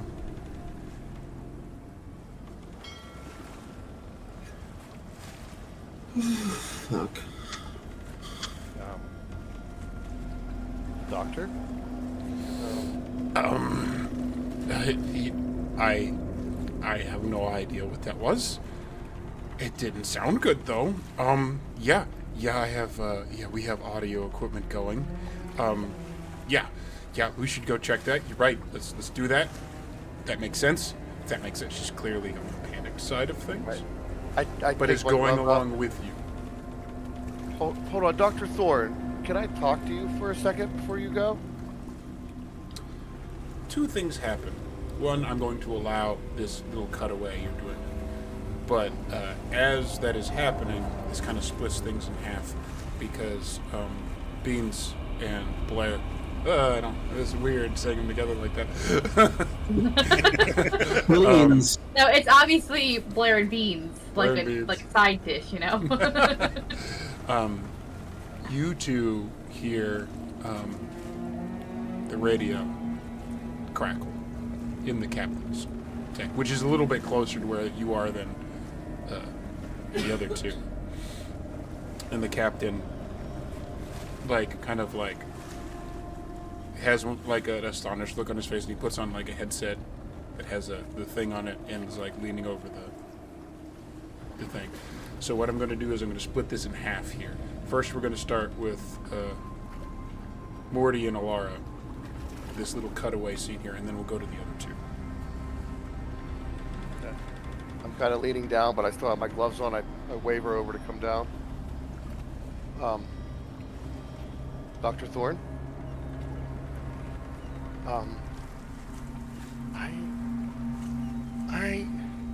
Okay, we see weird stuff, right?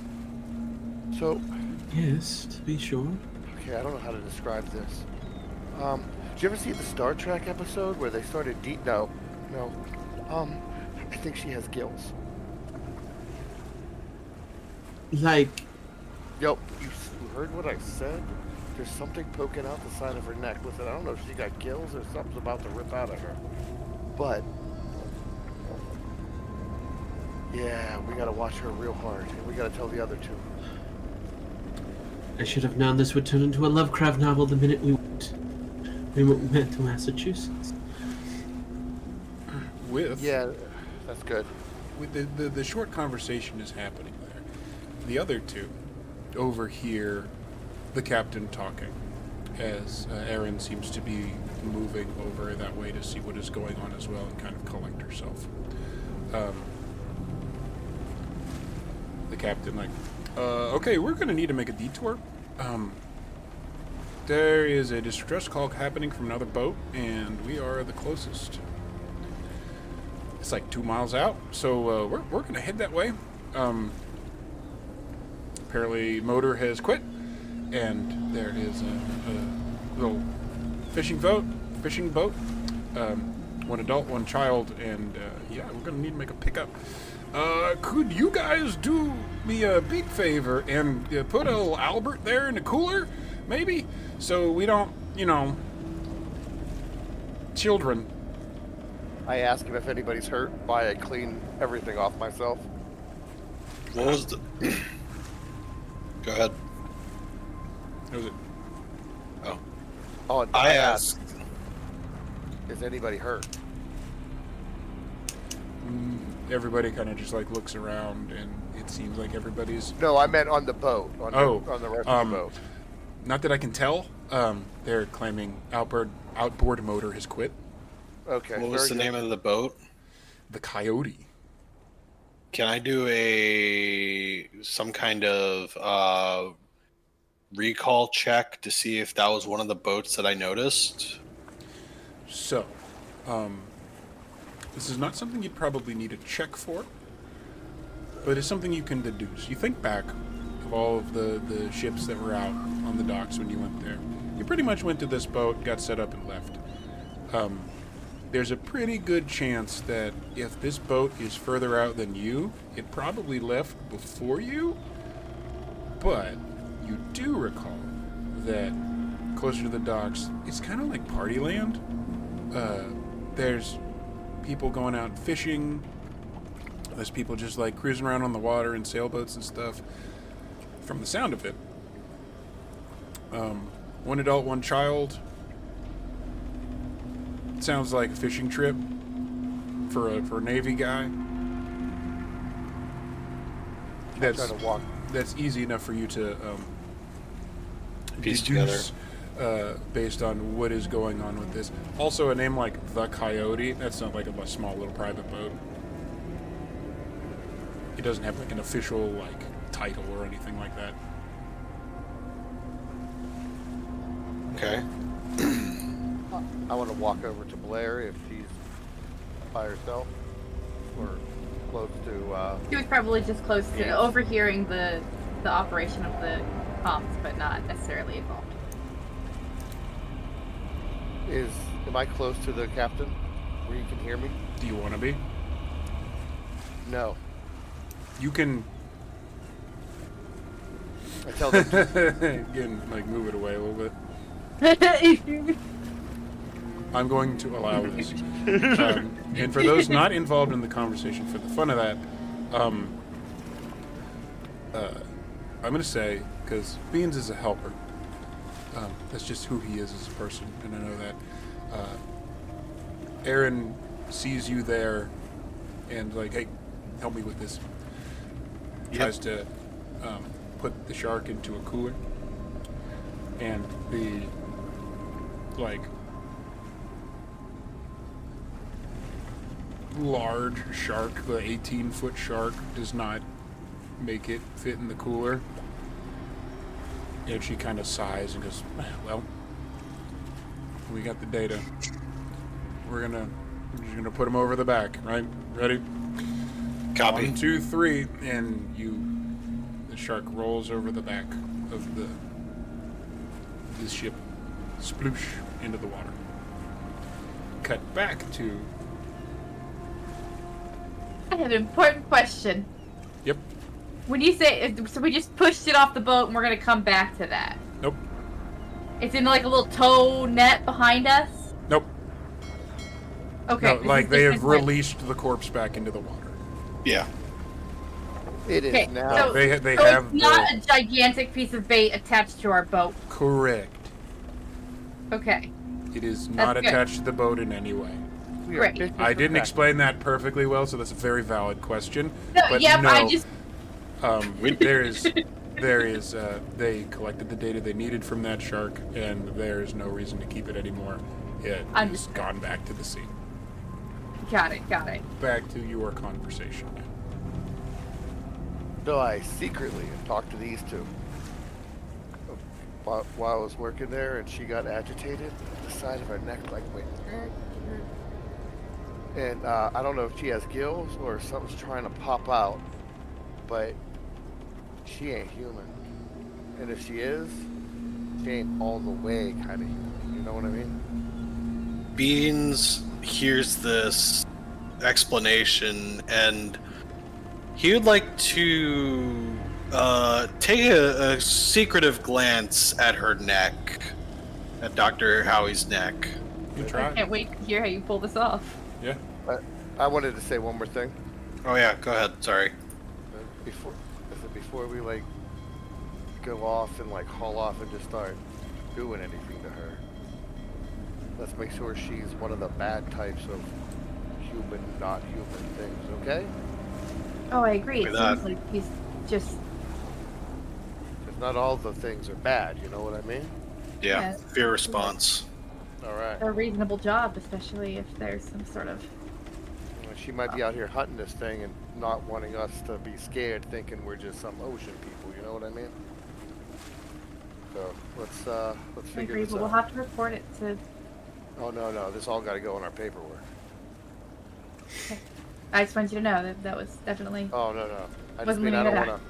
I don't want No, to. I wouldn't want to damage her in any way unless it was necessary, of course. There's a lot of like, no, we wouldn't know. No, I'm not right. Beans, No. That goes on for a small period of time.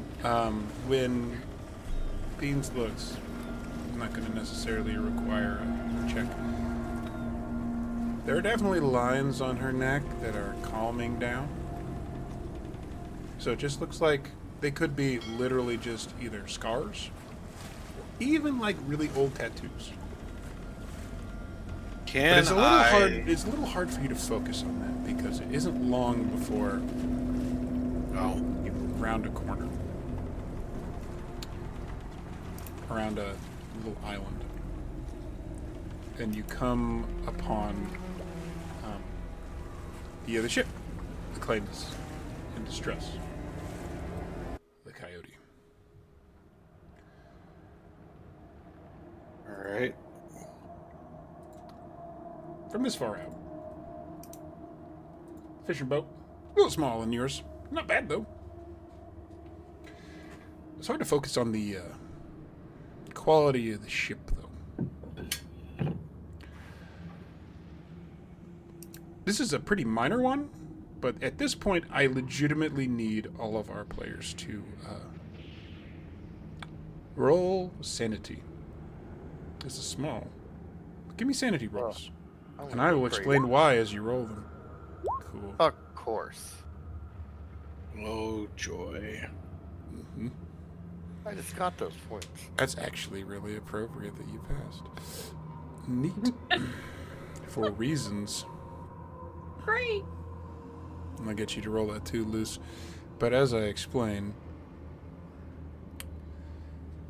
on the side of this boat, there's the two people. A man in a orange vest, hat, and a young boy. Good.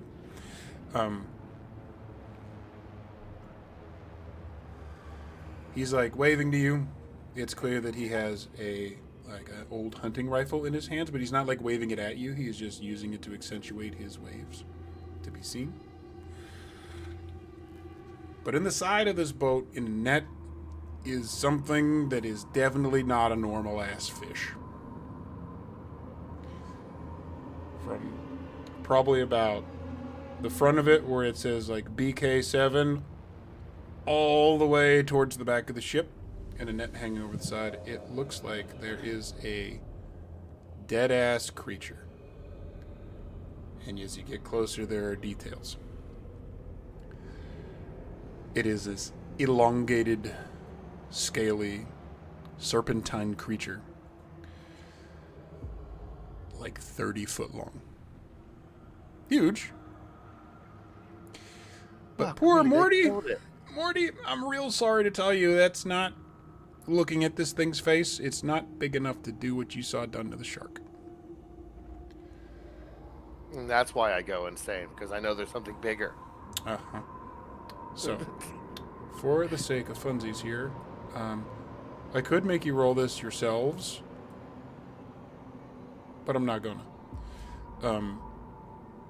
Those of you who failed, which is Mr. Beans, Mr. Morty. And it's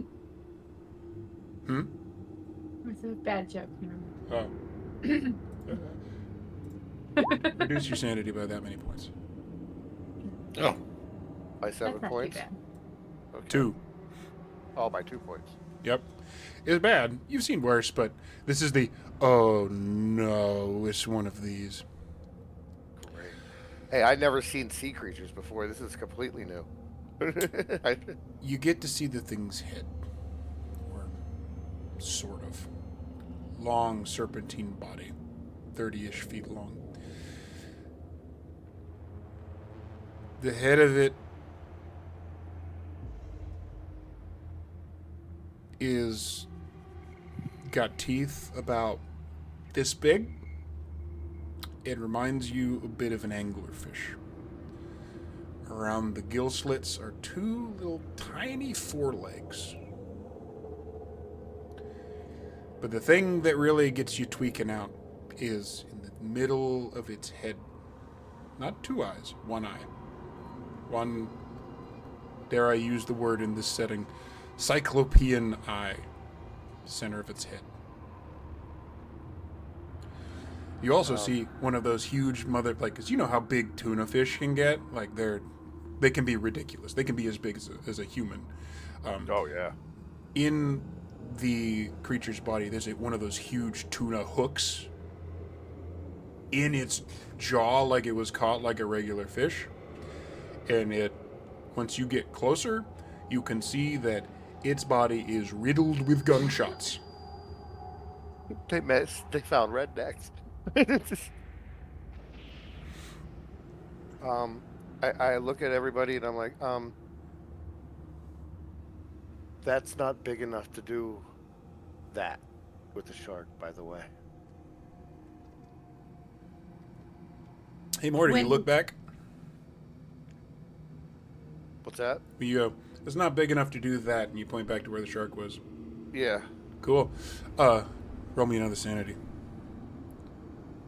I'm gonna fucking go insane. Oh! Reduce it by just 1 point. You look back. You know right where that landed. It's gone. Shark isn't in the water anymore.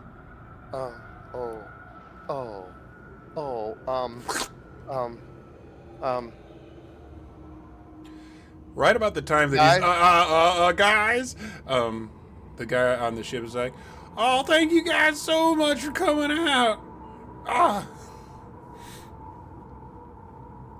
When Blair sees that he's got his gun out, He immediately kind of as soon as he's engaging with people, he actually does put the gun down and lean it against the rail.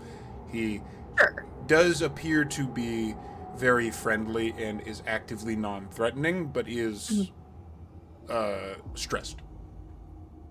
Right. No, she's gonna pull her. She's got her gun currently in its case. Cool. It's zipped away to protect it. So when she sees that his gun's out and assumes that he's been catching fish large enough that he's shooting them, so they stop thrashing on his deck, she's going to go ahead and just pull hers out and kind of ready it, and then strap it back across her back, out of the case. Is all. She's just like, oh, well we're shooting sharks. Let's fix this.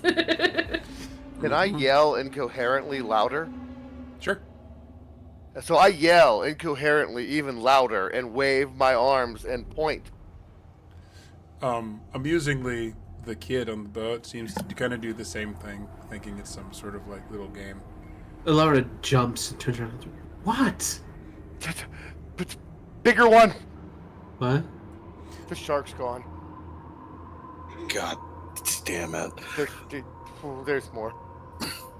And he's literally convulsing at this point. Alara runs to... I don't know, is this boat big enough to be considered to have a bridge? Yeah, there's a little... Yeah, it's the upper part. There's a little... Yeah. So she runs to talk to the captain. Okay. You run in, he just kind of he's pulling up to this other boat, to save people. We need to get them on this boat, and we need to get to shore yesterday. We have a problem. That shark you just threw back in the water is gone. Whatever these people have caught is from a fucking Stephen King novel. And I'm afraid we're about to be a sequel to Jaws. So yes.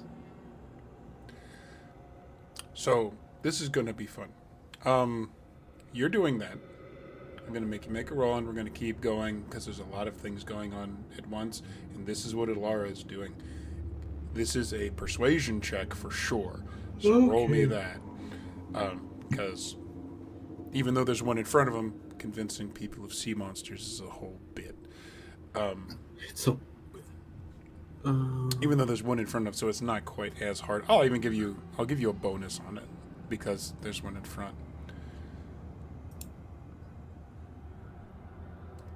Oh, a 10. Cool. A 23-point bonus? Click the bonus penalty button under. See, that actually did it. Ooh, well, so what that does is that turns your 32 into a 12. So technically, you need a 10, because you have no points in persuasion. What you can do is you can spend 2 points of luck, reduce your luck by 2, and you just get it.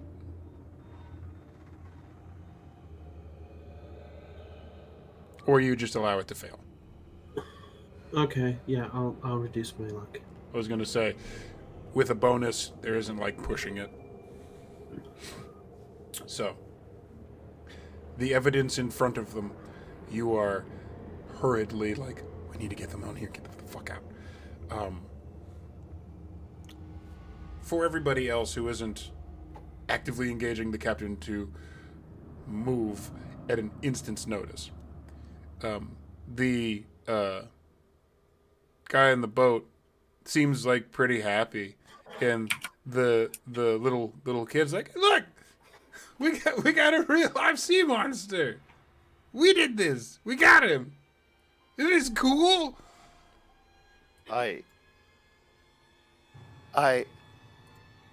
There's another one, and we got to go. Morty, we got to get them off the boat first, and then we can go. That's all I yelled. I yelled that to blatantly everybody. because I'm having a panic attack right now. Excellent. All right, I'm like literally shaking. I'm yelling. I yelled this, and it's just like, let's go. And I just keep yelling, let's fucking go.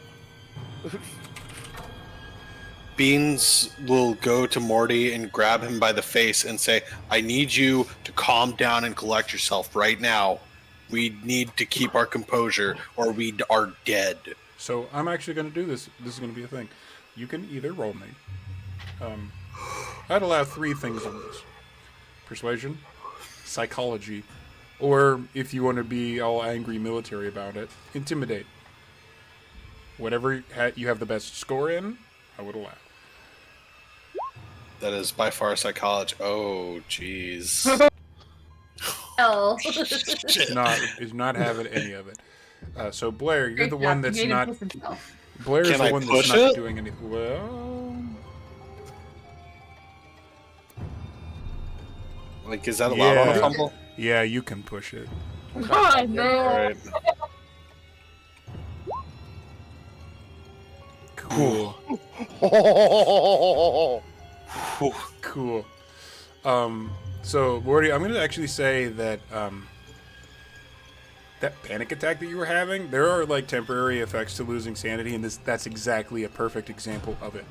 I start coughing. But for whatever reason, Beans just like gets through the fog, and you're like, I am a human being in a physical body, and what I'm doing with my physical body might matter very quickly, so I should pay attention to that. You're kind of brought back from the brink. So I start breathing. I put my hands on him, like, right, Blair, you are the Yeah, one, Blair- the only one left that is doing something. So you're kind of at the dock or at the deck, the edge of the thing, as the thing rolls up. You would be the one to like toss the wire or the rope over and start getting things settled. Sure. Drop the little bumpers out and toss the rope across. This is a research ship. Do we have a little like plank for them to use to help cross? Yeah, you have it's a plank, but a modern plank is actually like 8 feet wide, and it's like fiberglass plastic, and it's like actually really nice, and it's got like hooks on the end, so you can actually get that set up. While you're doing that, give me a spot hidden. I like how he just throws it in there, like, oh yeah, hey, while you're doing Cool. that, you know.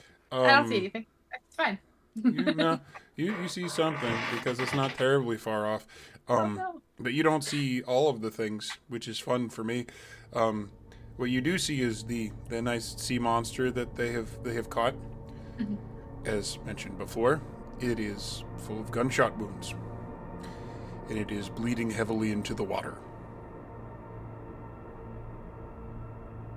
So, we're gonna drop that. I know it's very cool. I'm Are sure you wanna kidding me? No chance in hell. Beans turns to this guy and says, I respect your fisherman's quarry, but this is not the kind of thing you want to keep, sir. I'm gonna be rich and famous for the rest of my life. Are you out of your goddamn mind, son? Beans pulls out his gun and points it at the man The and man says, is also holding a gun. Yeah, that's not a good idea. A large gun, a big gun, a very large hunting Yeah, he's rifle. got a hunting rifle. He don't. I look at him and go, how many more bullets do you have? How many? Y'all here to steal my catch? Just, I'm asking you a question. How many bullets do you have? This argument is happening. Do you have enough I'm going to say that to both kill a bigger one of those? Both Beans and Morty are not able to make these rolls. I would like both Elara and Blair to make some more spot hidden checks. Okay. Okay. Oh, look. Surprise. They're having like a fight about this, right? Mm-hmm. And technically Blair has set up or is setting up this plank for them to come across easily so the kid doesn't get hurt, etc. Yep. She will take out her phone, snap pictures of the ship with a person in reference, probably the guy, because he's holding his gun. There's lots of things to You measure actually against. get him where he's like this. Yeah, he's like, all right, so yeah. She snaps a couple pictures, and then they're arguing. She's setting this up, so she's crossing onto their boat basically anyway, like getting, they can pull up right beside, whatever. And she's just gonna cut the string. She's gonna cut it loose. So you're gonna kind of like get up onto the boat and just like try and cut it. Yeah. Okay. You know, I'm not actually even going to require a roll for this. You have the ability to do it, and they're like arguing, and you've managed to like sneak around and do it. That's really good. And then all of a sudden there's a splash, and they're like the guy immediately goes, "What in the Sam hell are you doing?" Trying to save you from the cops and whatever else is in the water right now. Get on the boat, sir. Wops? Who cares about cops? I'm going to Rednecks make everybody about the make cops. a different roll now. Oh, A no. roll I don't think we've actually made in this before. Uh-oh. Amongst your stats, there is one of them labeled POW. It means power, like willpower. Everybody make a roll. Where's stats? Your stats at the top, characteristics. POW, you said? Beans. POW. Should be around intelligence. I just have power. Yeah, that's it. Okay. Excellent. One of you failed. I was so nervous. Is it possible to push with stats? I forget. On this case, I think it is narratively better if you are literally yelling at this guy and you are just too locked in to pay attention. Except, I will allow you a bonus because of specifically your backstory, Beans. So click the little bonus thing under your roll. That's worse. Cool. Okay. So, you are arguing with this fisherman. The little kid's crying because he's losing his fish. The other three of you, there is a moment where you feel something in your head. There is a deep, low sound that you guys can hear.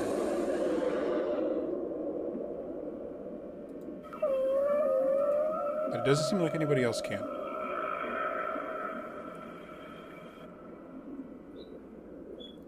And you all kind of look at the same spot in the water. And you can see 10 feet under the waves, there is one big green eye that is looking at you specifically. Each of you get the vibe that is looking at you specifically. How big is big? Big is... Like this is down a in the car, dark. a football field. Not quite a football field. Oh. You think the eye, if it were standing even with the water, might be taller than the other guy's boat? But more importantly, you get a feeling. In this kind of power roll, it's sort of opposed, and with an extreme success with Alara. Yay. Yay. You don't have to roll sanity coming up, but that's okay. I knew it. I'm going to go insane. Maybe. Yes, it's Call of Cthulhu. That's why there are after action reports, so you can get better. Yeah, right. A feeling gets in your brain. you don't get words. You don't get articulated language. But you get a feeling that this is a thing, that it thinks, and that it wants something. The something that it wants, you very easily understand. Could be articulated into a language and translated into blood price. And the gaze immediately goes to the fisherman and his son. You have a very heavy sense that if that particular price is not paid, there might be consequences. Alara, with just a moment's hesitation,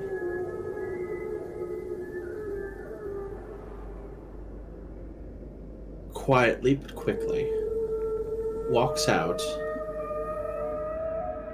to Blair and whispers in her ear,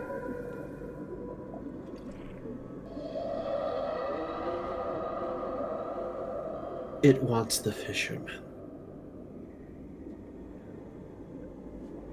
Yeah, I got that impression too. Or his son. I mean, it's only That's an easy step for this thing being it's young. yeah. So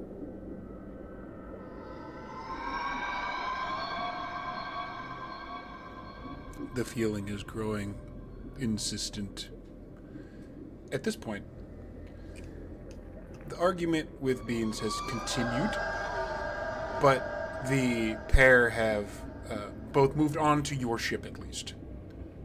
The coyote out there is empty. Was I able to cut it, the line from our ship? The line that was holding that creature was never on your ship. Right, so I had to cross over. So am I over there, or Nope. am I on the plank? You got Okay, it close enough that it's not that long of a plank, and you could reach over and just cut. You is never there had to like leave a your s- ship. is there like a sleight of hand? Yeah.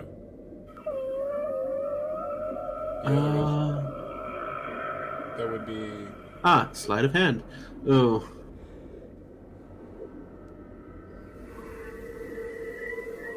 Oops. You're at a moment.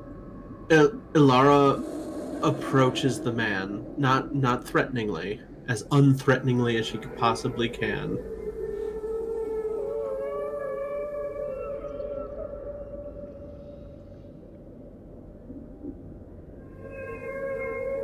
And in the best, like, I'm gonna have to roll something, Probably. but I'm going to take out my gun and shoot him in the gut and push him over. Oh god, I can't let you do that. Beans will not allow that to happen either. If he has a Oh, ow, no. to my cheek. Ow. He has a say in it. I'm going to Morty's say a good that it is guy. very obvious what you are going to do to the others if they will take actions against you, especially because of the situation with your ribs. You can't, like, quick draw. Ha! Yeah. You are, and also the intention of what you are being told to do is evident to others. So they will know that you're doing this.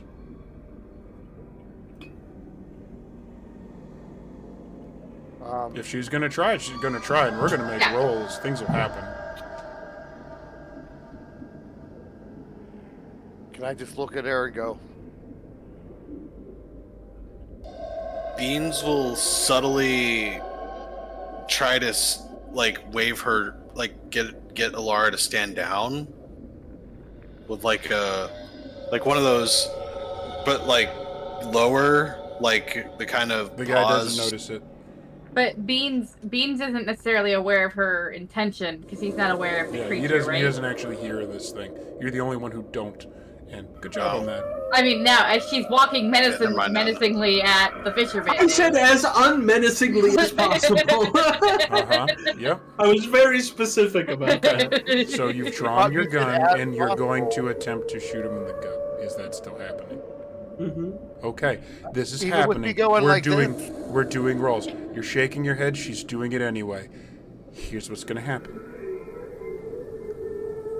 Anyone attempting to prevent Alara from doing this is going to need to make some rolls to physically prevent this from happening. Who's doing what? Would Beans at least? Beans ain't in on this. Beans don't know, even though he might actually be the best one for this. How far am I away from her? Not even 5 feet. So I'm in Thanks, enough range Matt. to take a step, reach for the gun, and lift it straight up. I wear that badge with pride. Okay, so what happens is Alara looks at Blair and says, "Hey, that thing wants him," and then walks away at him. So I think what makes the most sense is that she would just kind of try to grab your arm, and if you were to pull that out of the way, she might grab like your clothing just to try to like pull you back Here's towards what's her. happening. Not in that like not necessarily in a super violent way, but just like hey, you can't, like we're not gonna feed shoot him a guy. monster. We've gotten to the point of violence. All right, fair enough. So here's what's All going right. to happen.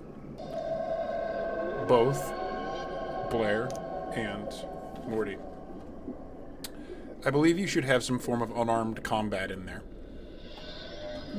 In your I got sheets. brawling. That's it. You're both going to roll, and Alara is going to make opposed rolls to both of those. So you Cool. can both roll, and she's going to do 2. Oh, 4, by the way, great choice. Brawl. can I push it? Nope. I combat. don't even have it on my sheet. It's underneath fighting. It's on the it's like on the Oh, right-hand side. gotcha. Okay, yeah, that makes more sense. I was like, I know I don't have a great brawl score, but I think I have a brawl score. Oh my Okay. god. That's How? You have to make another. One more.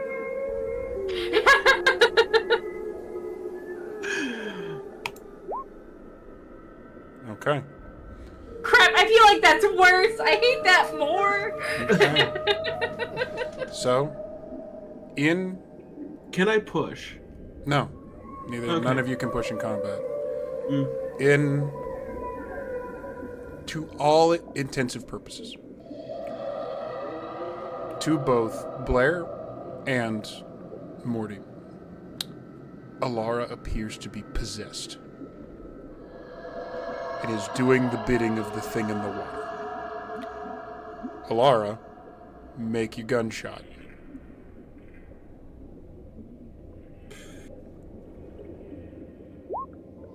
Oh,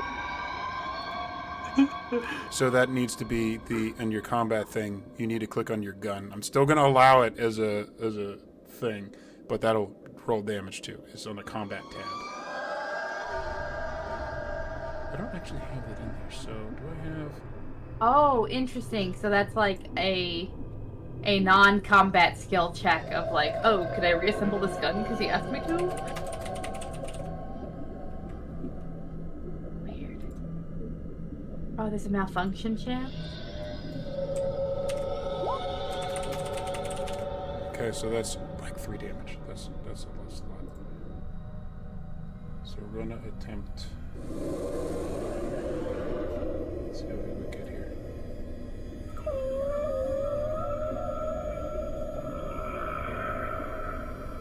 That ain't great.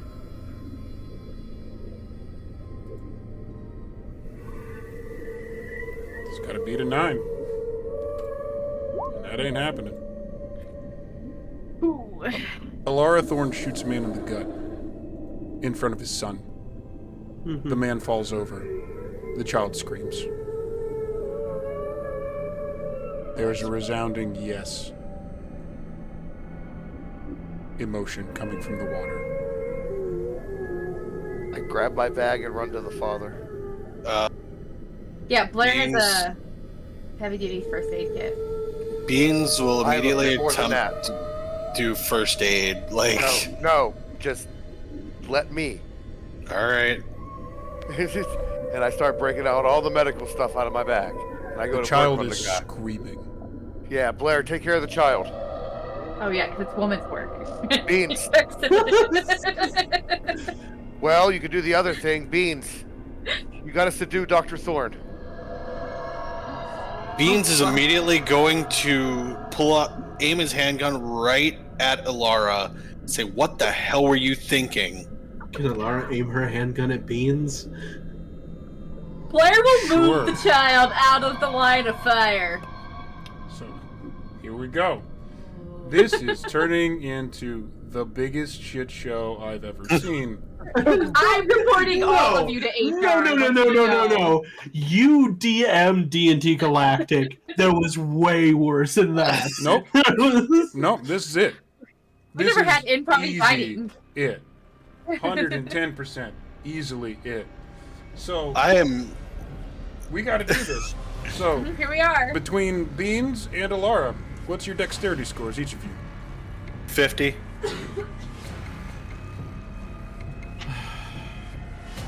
That's initiative order. 30. Beans goes first. What are you doing? She just shot a man Beans. in front of his son.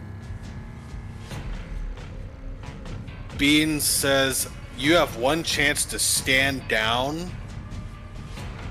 before I open fire, and this is it.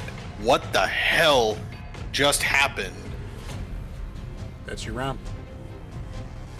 If we don't appease this thing, both the father, the child, and all of us will be dead. Unless you have a thermonuclear missile in your pocket, I don't think we can beat this thing. What thing? What the hell are you talking about?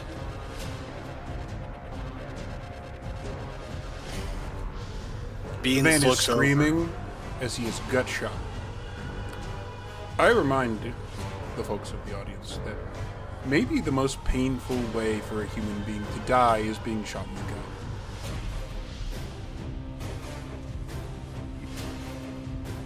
You said it's 3 damage. How bad is that for him? For medical stuff, you have the first aid skill.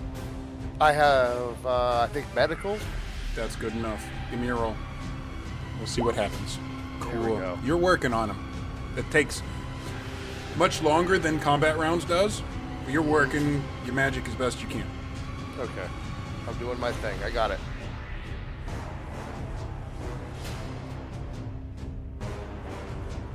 Beans looks over and I'm assuming sees this eye, right? Whatever it is. You see a shape in the water. It is. Looks like a big green eye. Big. It looks like it's waiting, and it looks like it's hungry. Beans just goes, "Fucking rednecks." Listen, can I say something? Yeah, you can talk while you do stuff. Listen, the thing feels happy, okay? Listen, it doesn't know that there's a chance. So can we just get the fuck out of here as fast as possible? You say those words out loud? Yes. The captain slams on the throttle. That's my man. Doesn't even wait. Yep. Alara is... Everybody is kind of like, and moves. The standoff is still happening. And Aaron is on all fours, freaking out. Morty, you see, oh yeah, there's definitely some things going on in the neck. She doesn't seem like she's like doing anything, but she's freaking out and she's like trying to hold herself together and she's closing her eyes, like she's trying to resist While something.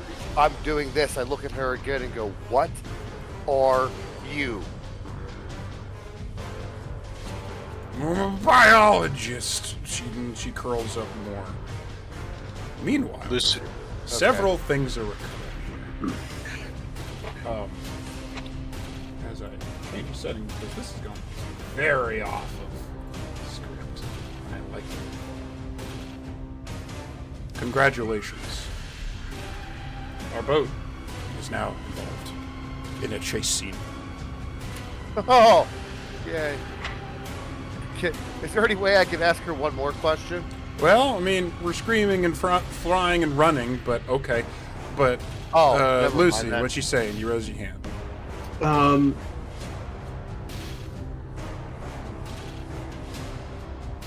Lara is going to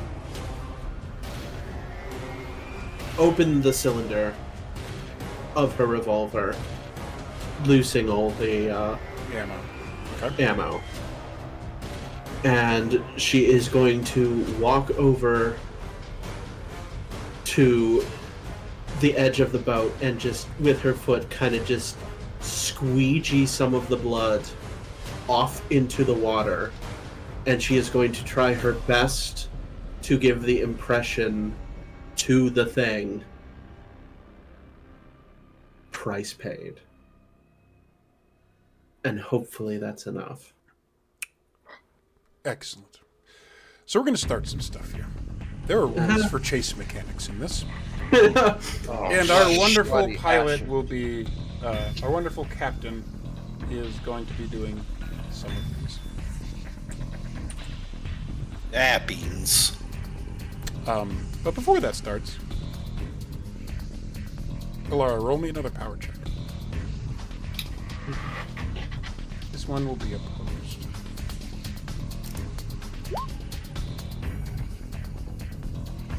Excellent.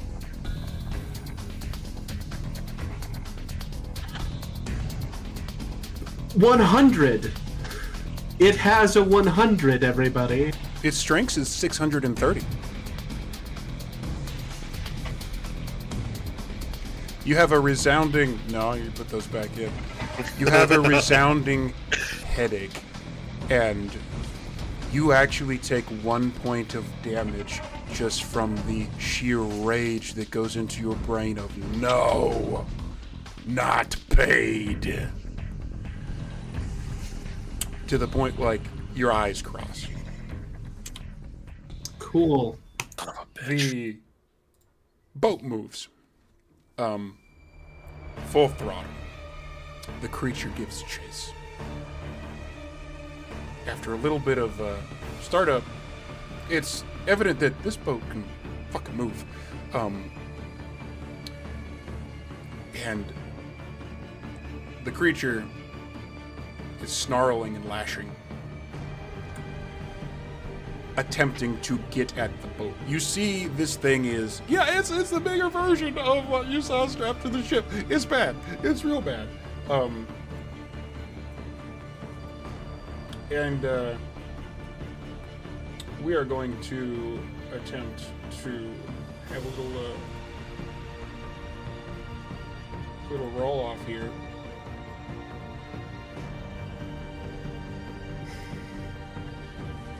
Because the monster is going to attempt to do this. Cool, and our pilot's going to do this. It is a failed swing at 72 damage at the ship. Great talk. Uh-huh. Am I done with the guy? So, the act of cleaning out a gunshot wound, I wouldn't say you're done, because it's minutes. That's like, this is happening very fast, and you are trying to save a person's life. I'm going to say stable for that a what few you minutes? have done at this point is, he's not quite stable yet, and you are exactly who you are, and you're good at this. So normally I wouldn't even say you're this far along, but you have already pulled gunshot bullets out of people way too early for normal medical situations. So you probably already have the very long tweezers, got in there, and the bullet is out. You got to stitch this. You got to not necessarily stitch this guy up, but get him completely stable. But you are like phase like 1 of 3 complete because you are you. But you can talk throughout. Blair. Hmm? I have the flare gun in my pocket, and he got a big eyeball. Is that a pickup line? And she starts trying to find the flare gun. Don't tell my fiance that. She could be a real bitch. Beans just looks down at this man that's been shot, and he leans down. He says, "Listen, there's 1 of 2 ways we're getting out of this. We all die, or it dies. I guess there's a third option where you sacrifice yourself for your son, but I really don't want to leave a man behind." He doesn't appear to be listening to you, and now that you've said that, right next to his son, the son is actively screaming. You know that high-pitched scream that young boys can get, where it sounds like their vocal cords are breaking? You've done that to him. I look over at Beans and say, "You are not helping, bro. This guy just got shot. Leave him." That's talking stuff. What are people doing in this round of the chase? Blair has found the flare guns, right? You taking a shot? Presumably, well, no. Presumably, where the flare guns are is also where they keep at least some of the spare life jackets. Trying to put a life jacket on that kid and shove him in with the captain, so he's inside the boat and there are walls around him. Noted. Okay. Cool. And He then screams, but he doesn't like stop you from this. She'll like kind of look at the flare gun in her hand and go, "Hey, Navy boy, I'm a shit shot," and offer him the gun to see if he's any better. If he feels confident. Beans is gonna take a pot shot at with the flare gun. Okay. Roll me a firearms. Oh hell, where's firearms? Where's firearms? The thing is, Blair was like, "Oh, I'm stuck in there the we go. island. I should. You don't I actually should have use the flare that gun." thing, but that's flare. Would this be close enough to a handgun for me to use that skill? You know, I'll allow that. That's fair. You won't do the same damage, but I'll do the damage on my end. But go ahead and shoot your thing. Okay. So you're. I'm gonna push it. Honestly, I'm gonna risk push in it. combat. Beans. Oh, beans. Flare goes wide. You get a really good look at the shape of this thing as the flare. I know where the flares are. Blair grabs more of them. Okay. Takes the gun. She'll either reload it and take a shot, or if she needs to make that be too. You also have a hunting rifle. That's true. So she'll hand him another flare, point him out, and pull her rifle. Okay.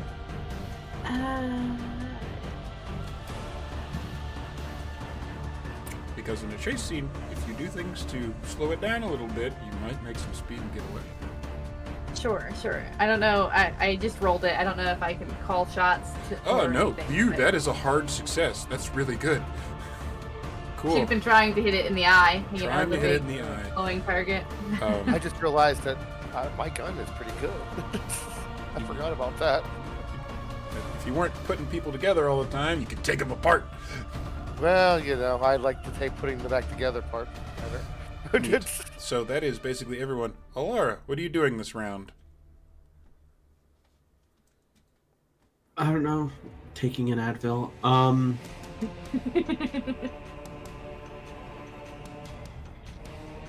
I have to go rescue my dog from himself. That's fair. You did your turn. Go ahead.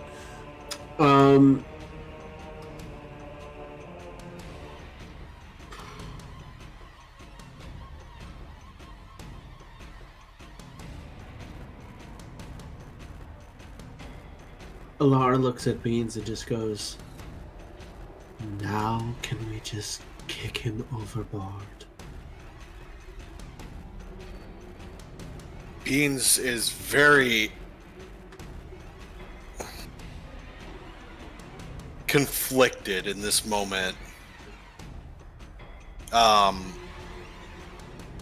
But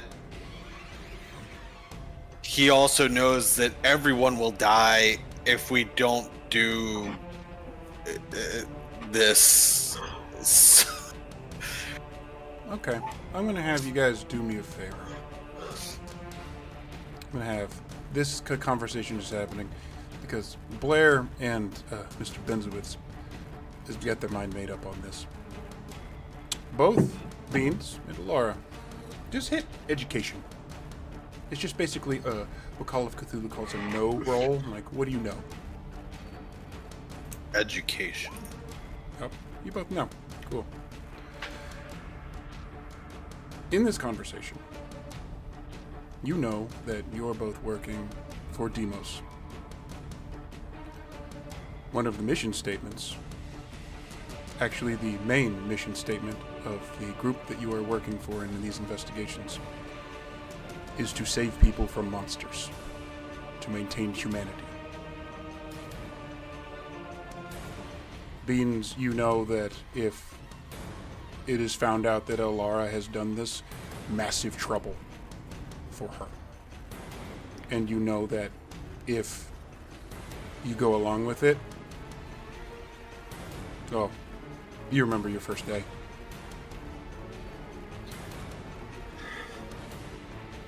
I have sacrificed too much, come too far to be eaten by a goddamn fish.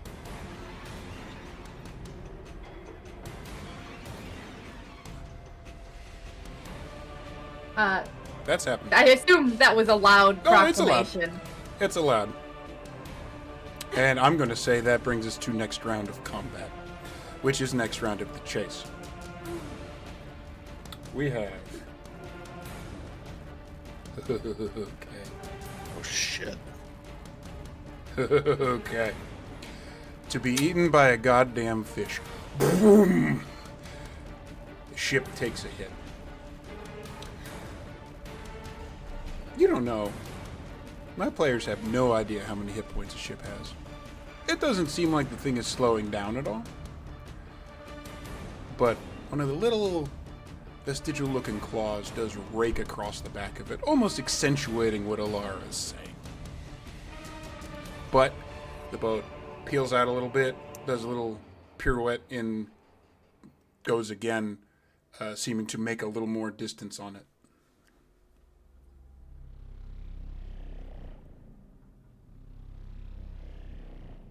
Hate to be the bearer of bad news. It's not about you. Either pick up a gun and start shooting, or jump in yourself, darling.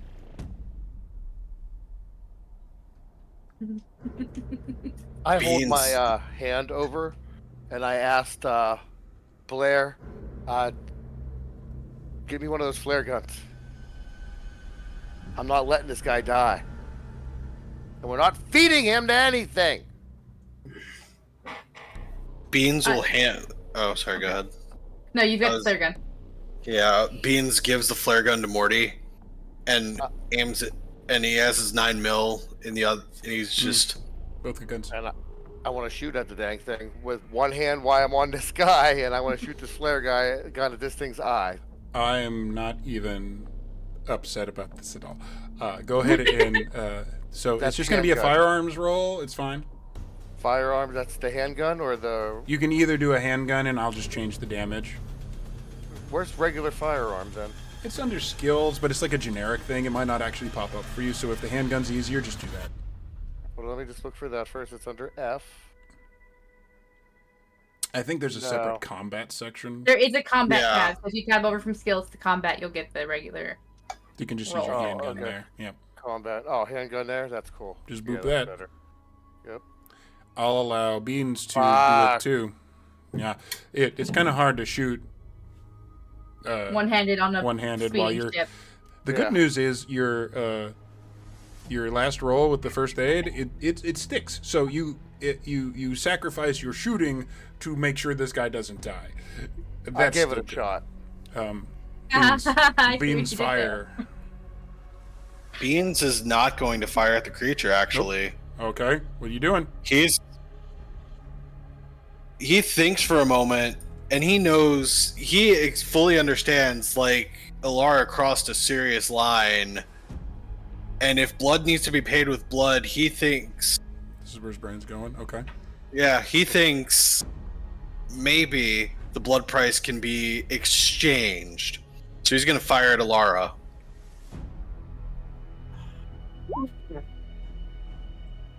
Harambe, you Laura. did. I need you to make a dodge. Okay, so it might just be simpler for me to just put my forehead to the barrel. No? Dodge.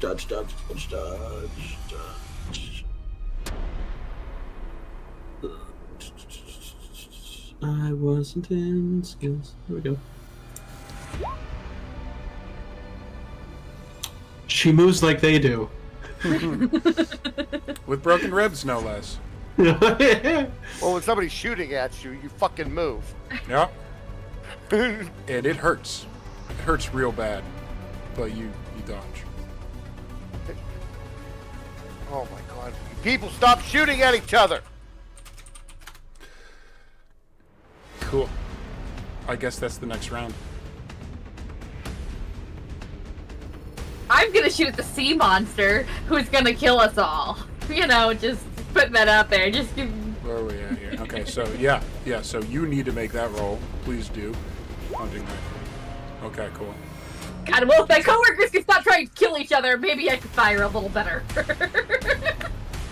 Excellent.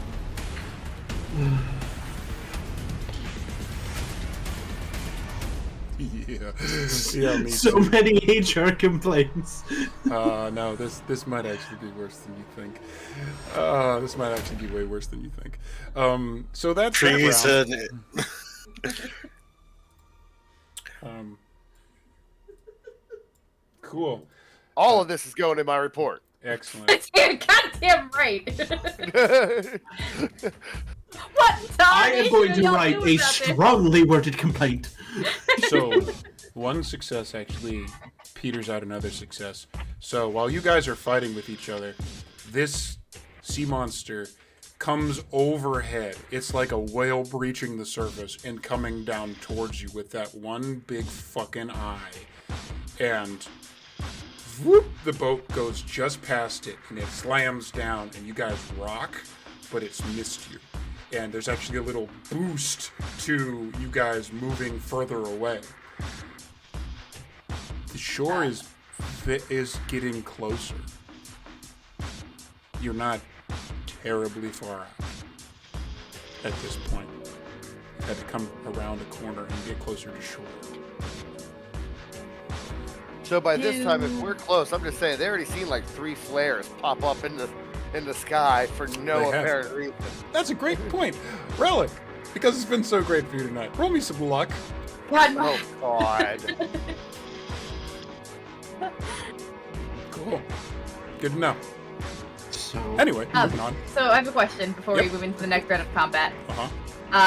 Can I roll a cull to see if I have any general idea about lore about sea monsters, as far as like silver bullets, iron, obviously not salt, but you know, like do I know anything that may be a general rumored weakness for sea monster thing? tartar sauce.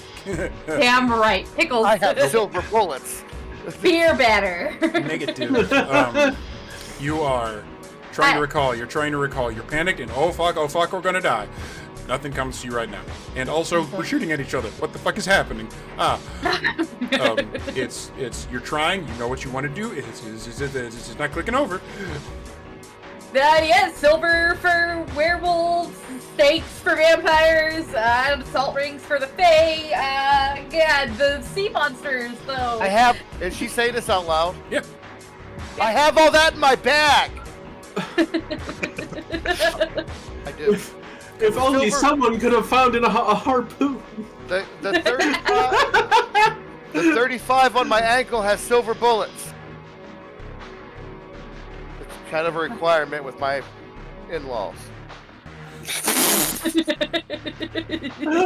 I don't think. What is everybody silver- doing in this round? So again, what's the roll in the dexterities here? We've been just kind of doing stuff.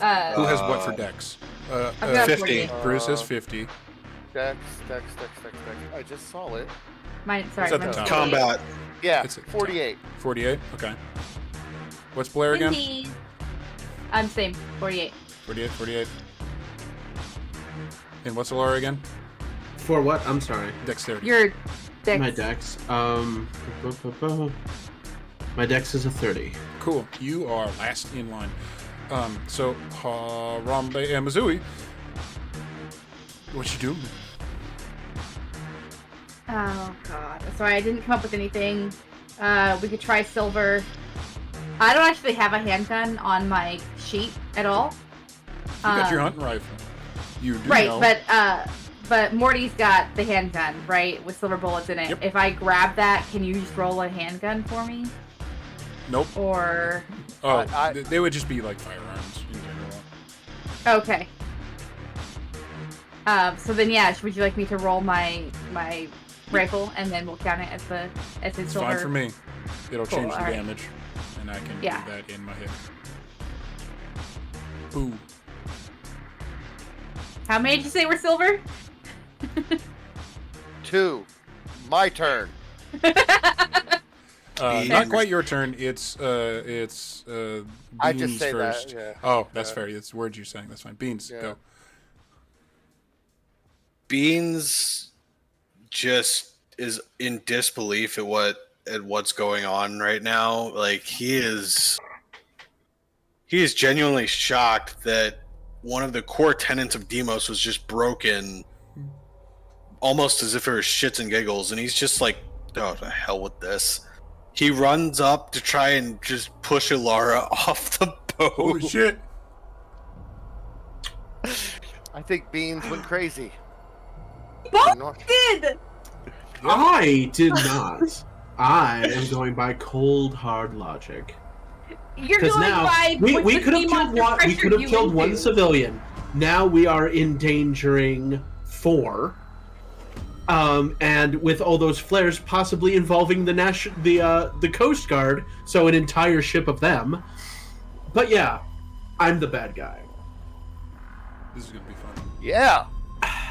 We're supposed to protect the innocent, not kill them, not sacrifice them to save our own skins. Oh, I don't care about myself, honey. This thing was going to kill all of us. All of us. What do you mean, what? It wants a blood price. I'm gonna pay it. So here's what I'm gonna do with this. You're thinking about this right now. Give me a power roll. POW. Okay. So you failed at resisting its influence. Good. Roll me sanity again real fast. Stop This is saying gonna good. happen. Sanity. Nice. Okay. So here's how this is gonna go. Hit your little edit thing, reduce your sanity by 1 as this thing gets in your brain again, as it has everybody else. You finally get it. It's finally in your head. It's that loud whale sound noise that is appropriating concepts instead of language in your head. You suddenly get that it's awful, and it takes you it feels like several minutes to shake it off, but it's like a half second.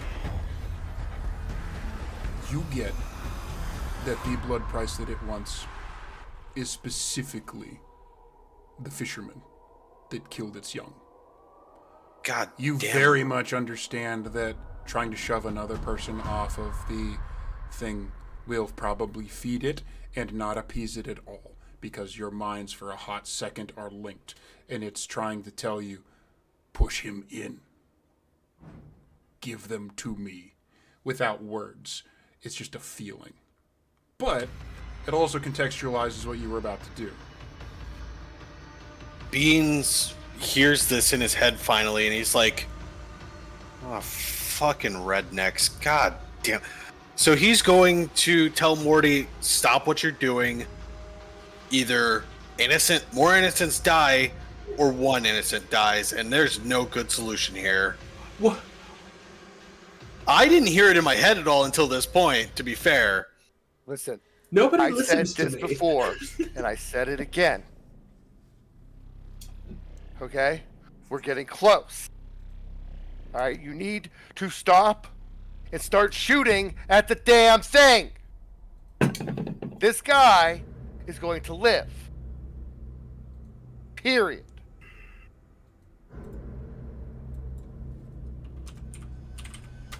Doctor, do you have any trank darts?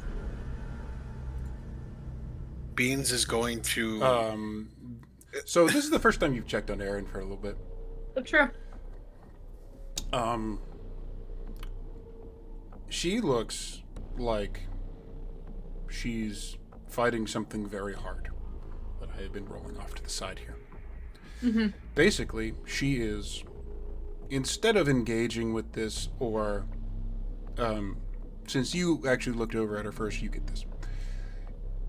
She is curled up in the fetal position, and those things that Morty was telling you about on the neck. Oh yeah, they're opening and closing, and opening and closing, and she is resisting whatever is happening as hard as possible. Like, she's got her arms folded over her chest, she's on her side, she's curled up, and she's shaking her head no repeatedly at something you can't hear, but you got a pretty good idea what it probably is. You ask her a question. You got any tranquilizers? Mm-hmm. Yeah. Her eyes open up and look at you. There isn't any color to her eyes yet because they're dilated completely. But she looks up at the little container where all of the flare guns were. Same place. Cool. That'll be Blair's next move, but I don't think it's actually my turn in the play order. I was just speaking out of turn. Nope, that's cool. Do I get to take a shot at it with the silver bullet? You absolutely do. Fantastic. I am pissed off, scared, and I hate everybody here. I don't think Beans never took a shot, actually. Right in the eyeball. Yeah, because you're too busy trying to throw people off. You haven't done anything yet. You can roll if you want to take a shot. Beans really hates that he's about to do this, but he's going to take another shot at the creature with his 9mm. All right, you shoot the creature. Roll. Let you both roll. Bam, bam, bam. There is a loud, keening, pained noise. Yes.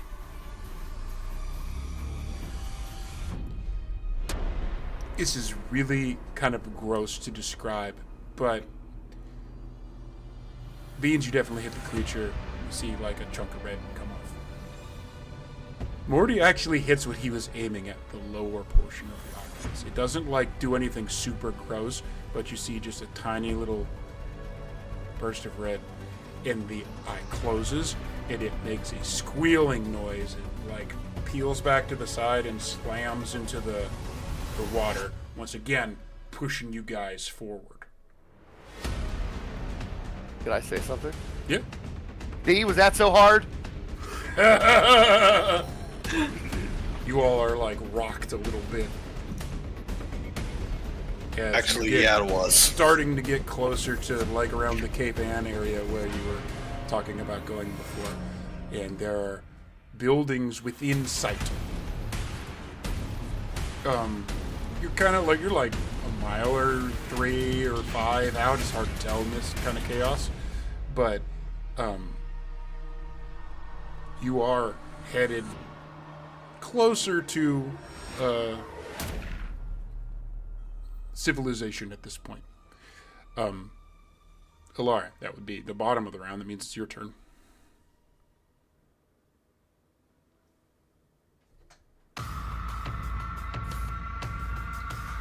Do I have time to both reload my gun and shoot? Okay. I would say probably, yeah. What are you shooting at?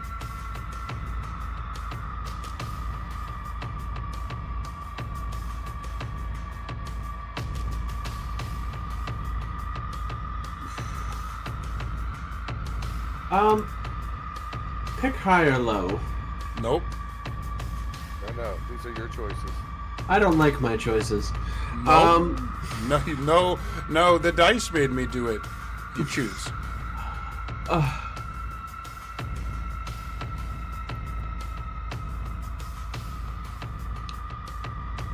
Ilara walks over to Mortimer.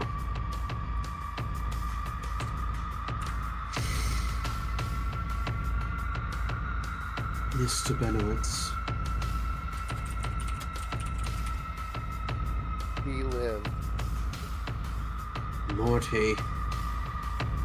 I'm going to tell you this once, Dr. Thorne. You pull that gun on me, I'm pulling it back. I still got 3 more shots in my snub. We are close. That thing is blinded, and we are moving. Stop. Now. And what happens when it finds the other boats that are in the water between here and the shore? What happens when... Do you think this is going to stop it? Just giving it another body? It's going out there and it's been killing things. We are not... We were sent to find out what's here. We find Indeed, out. and we did. Yeah, and we send people back here to kill the fucking thing. Or that's our capture it. job. We protect the innocent above all else. If you're not fit for this job, then quit.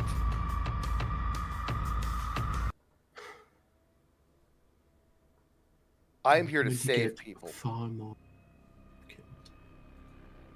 With your I'm here to heroism. save people. Period. Dude. And I keep working. Okay. You are actually fully... you managed to finish up, because it's been 3 rounds. Bandages on.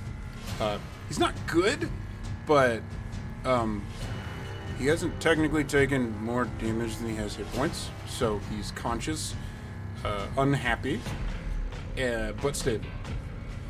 I stand up. I remove my 9mm out of my. Put the stub nose in my left hand, and I remove the 9mm from my pocket, and I stand between him and her, with just blood all over me. Again. Again.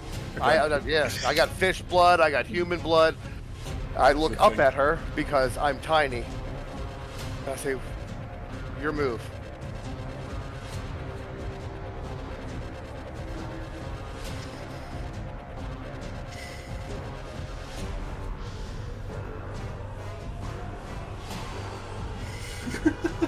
Fine. Fine.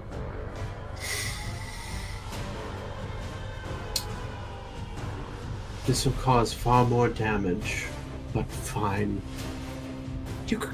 You win, Mr. Benowitz. Mr. Beans, be the hero you were meant to be.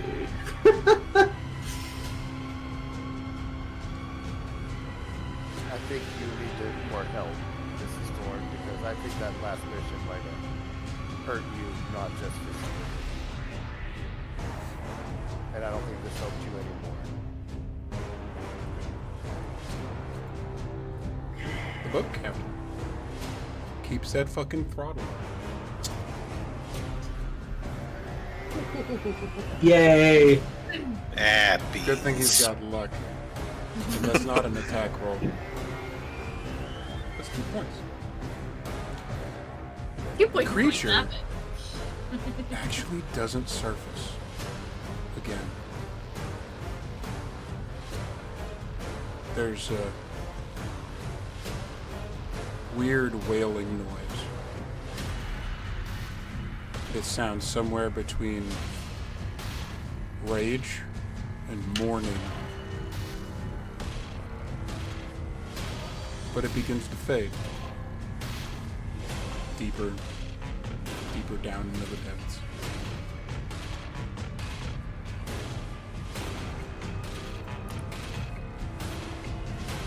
You guys do make it within range of the shore. You do escape. Eventually back to the equivalent of back to the dock.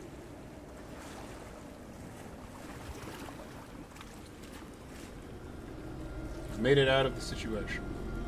Now I'm going to ask you,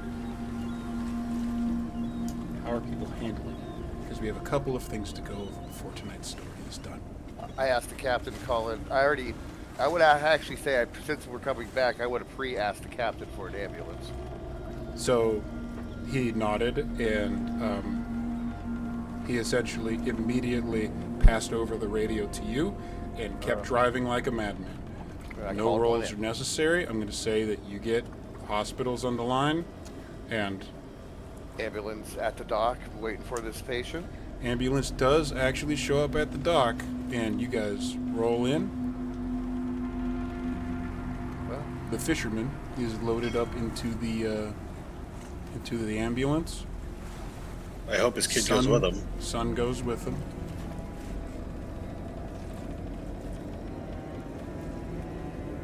There's a quick thing the EMT finds you specifically, Benzowitz, and it's like, what happened? What do we need to look for? Small caliber gunshot wound to the abdomen. He was lucky. Did not hit any of the intestines. It stayed within the muscle line. I got the bullet out. I patched everything up. It's not a good job. You got to go back in there and really clean that up. But that's it. He gives you a firm handshake because he knows another EMT when he runs into one. And the ambulance takes off. Aaron is kind of curled up on one of the chairs in the back. Is kind of breathing hard. The things on her neck have kind of subsided.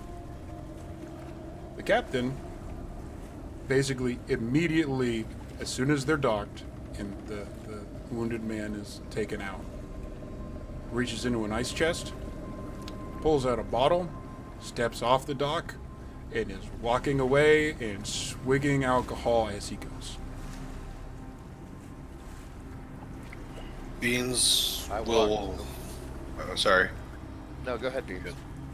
Beans will walk up to Dr. Howie and say, "That was a lot.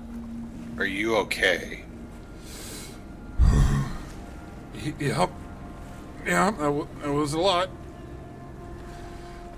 I think I'm okay. Are you okay? Yeah, I have some good news and some bad news. The good news is we're alive, and the bad news is you're going to need to come with us to explain what the hell has been going on here. I have no idea what was going on here. I Beans will just- ask everybody that hears that to roll psychology.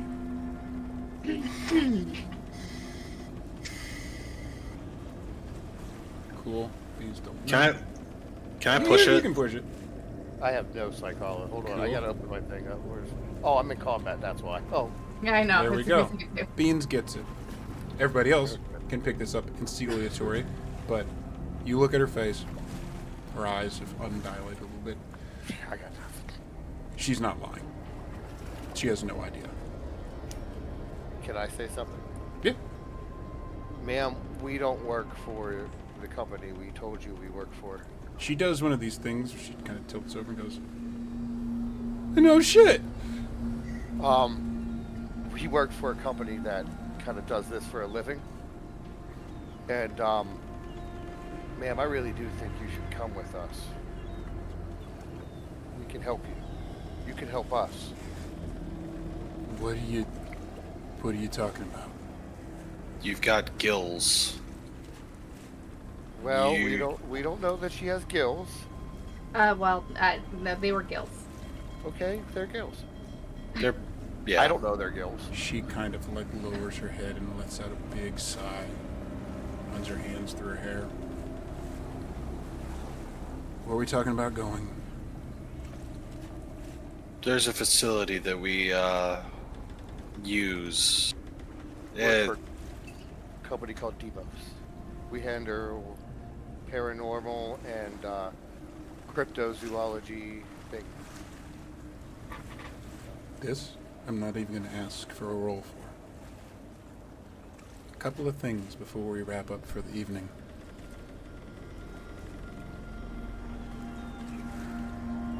Dr. Erin Howie stares at her hands about 30 seconds after you say that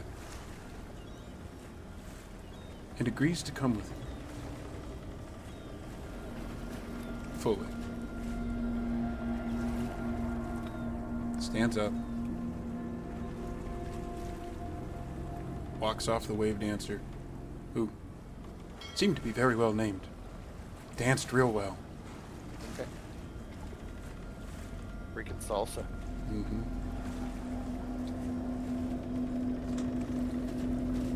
And goes back with you in your company car.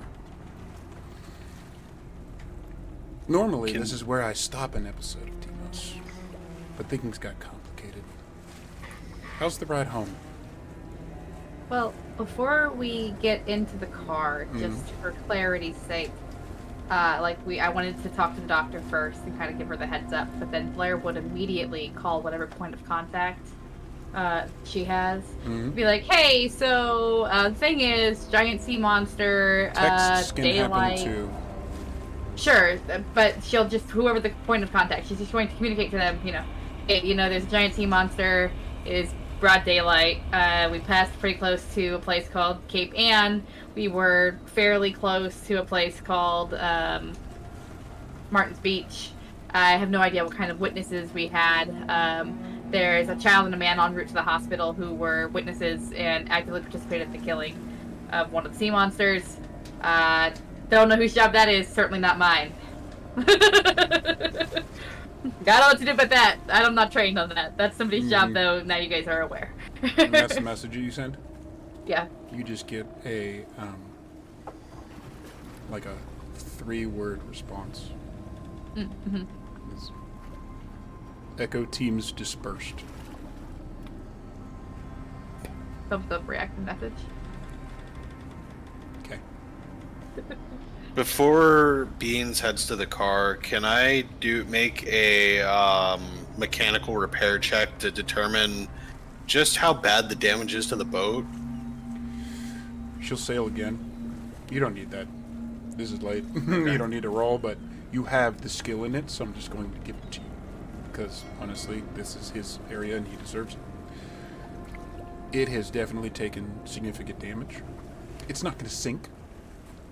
It will probably sail again one day. It's going to be a hefty repair bill. Beans will send a text to the DMOS point of contact and say, we may need to cover boat repairs. I'll make a note of that. Cool.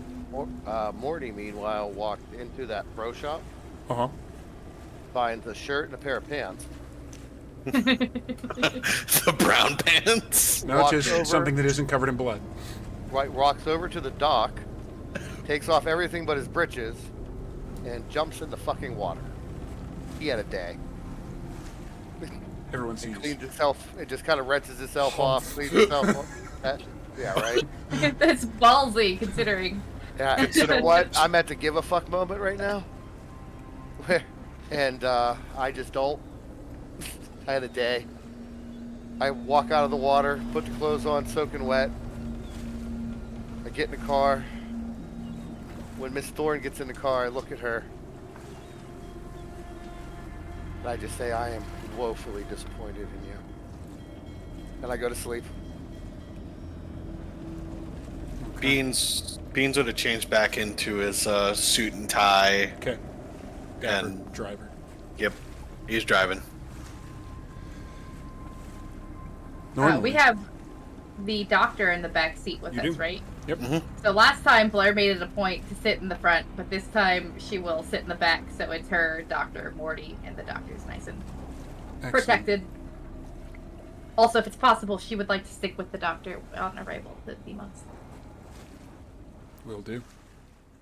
Beans puts on metal music because he's had a day. Everyone else has spoken up. What's Alara doing? Hold on. I tell Mr. Beans, I pass a CD forward and go, this is better. Is it Polka? No. It's the White and Nerdy album by Weird Al.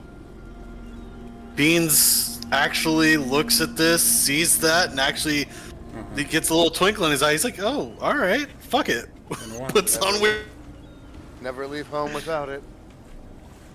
Never leave home. What is? Blair puts her AirPods in with an audiobook. She's like, oh god. Yeah, that's about right. What is the only one who hasn't spoken up here? What is Alara doing? Lara, completely nonplussed, is making a small drawing and writing notes in a leather-bound book. Excellent. Normally, this is exactly where I would end an episode. That'd be a real wild, wild time. Crazy horror story. Scared me. We're not quite done. Oh, great. You all do make it back to the infamous, or what have you, building.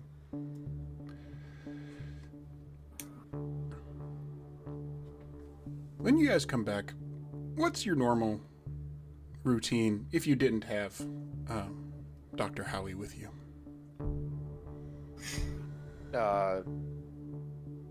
Check in, lock in my electrical equipment, make all my notes for my after action report, Excellent. and You just go in, you generally would disperse to the whole thing. There's a Yeah. big hallway so that you go similar. through going in. And as you remember, it's usually flanked. And, it's always been a secure building, right? You all walk in, pass by. Security.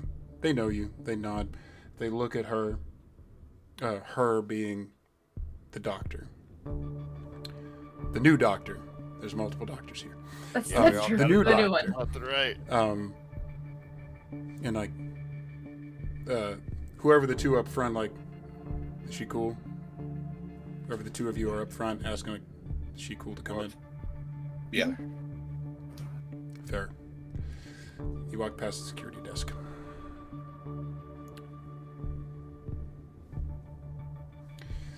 In unison, about 4 of the uniformed officers all frown for a moment, put their heads down like this. Go. Confirmed. And begin walking up and flanking behind you. Either side, following.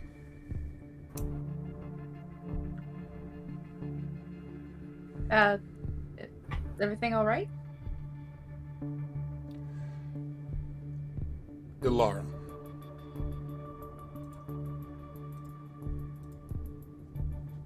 Oh, cool. They pull out combat batons and strike the woman with the broken ribs in the ribs.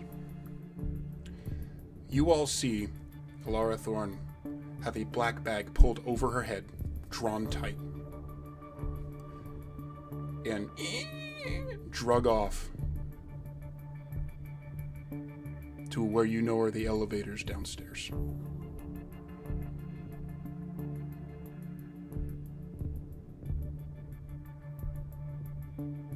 You could try to dodge if you want. Sure. You know what? Do it. It's fair. I've somehow gone Matrix in this We game tried. so far. Be fair. Why not? Why not? I mean, it's a natural reaction. You gotta beat 2 successes and a hard success. Okay. It's not gonna happen, but You can try. There's 1. eh. We need 2 more.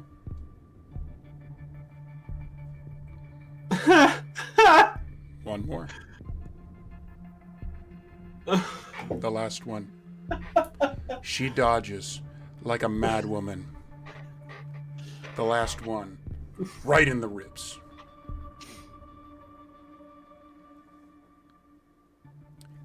And with the squeal of boots being drug on very clean floor,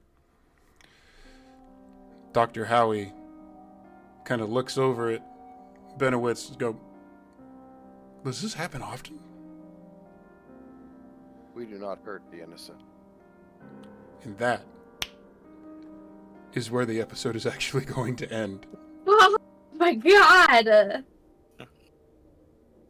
I promise you'll be safe, Doctor! You should come to our institute! It'll be fine! Except her. Not she won't be fine, but you'll be fine. We don't hurt the innocent.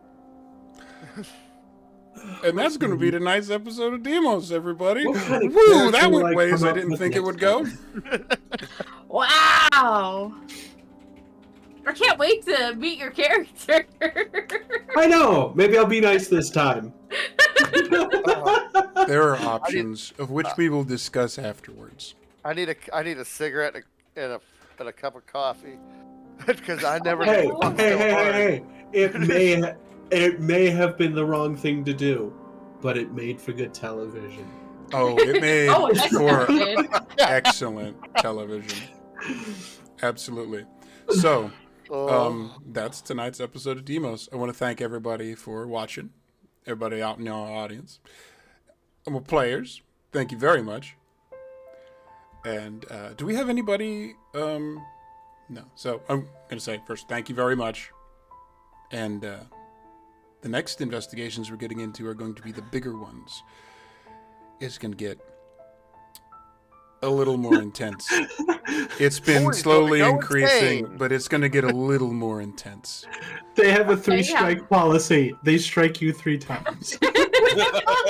Best comment so far. That was great. It was Best really comment so good. far.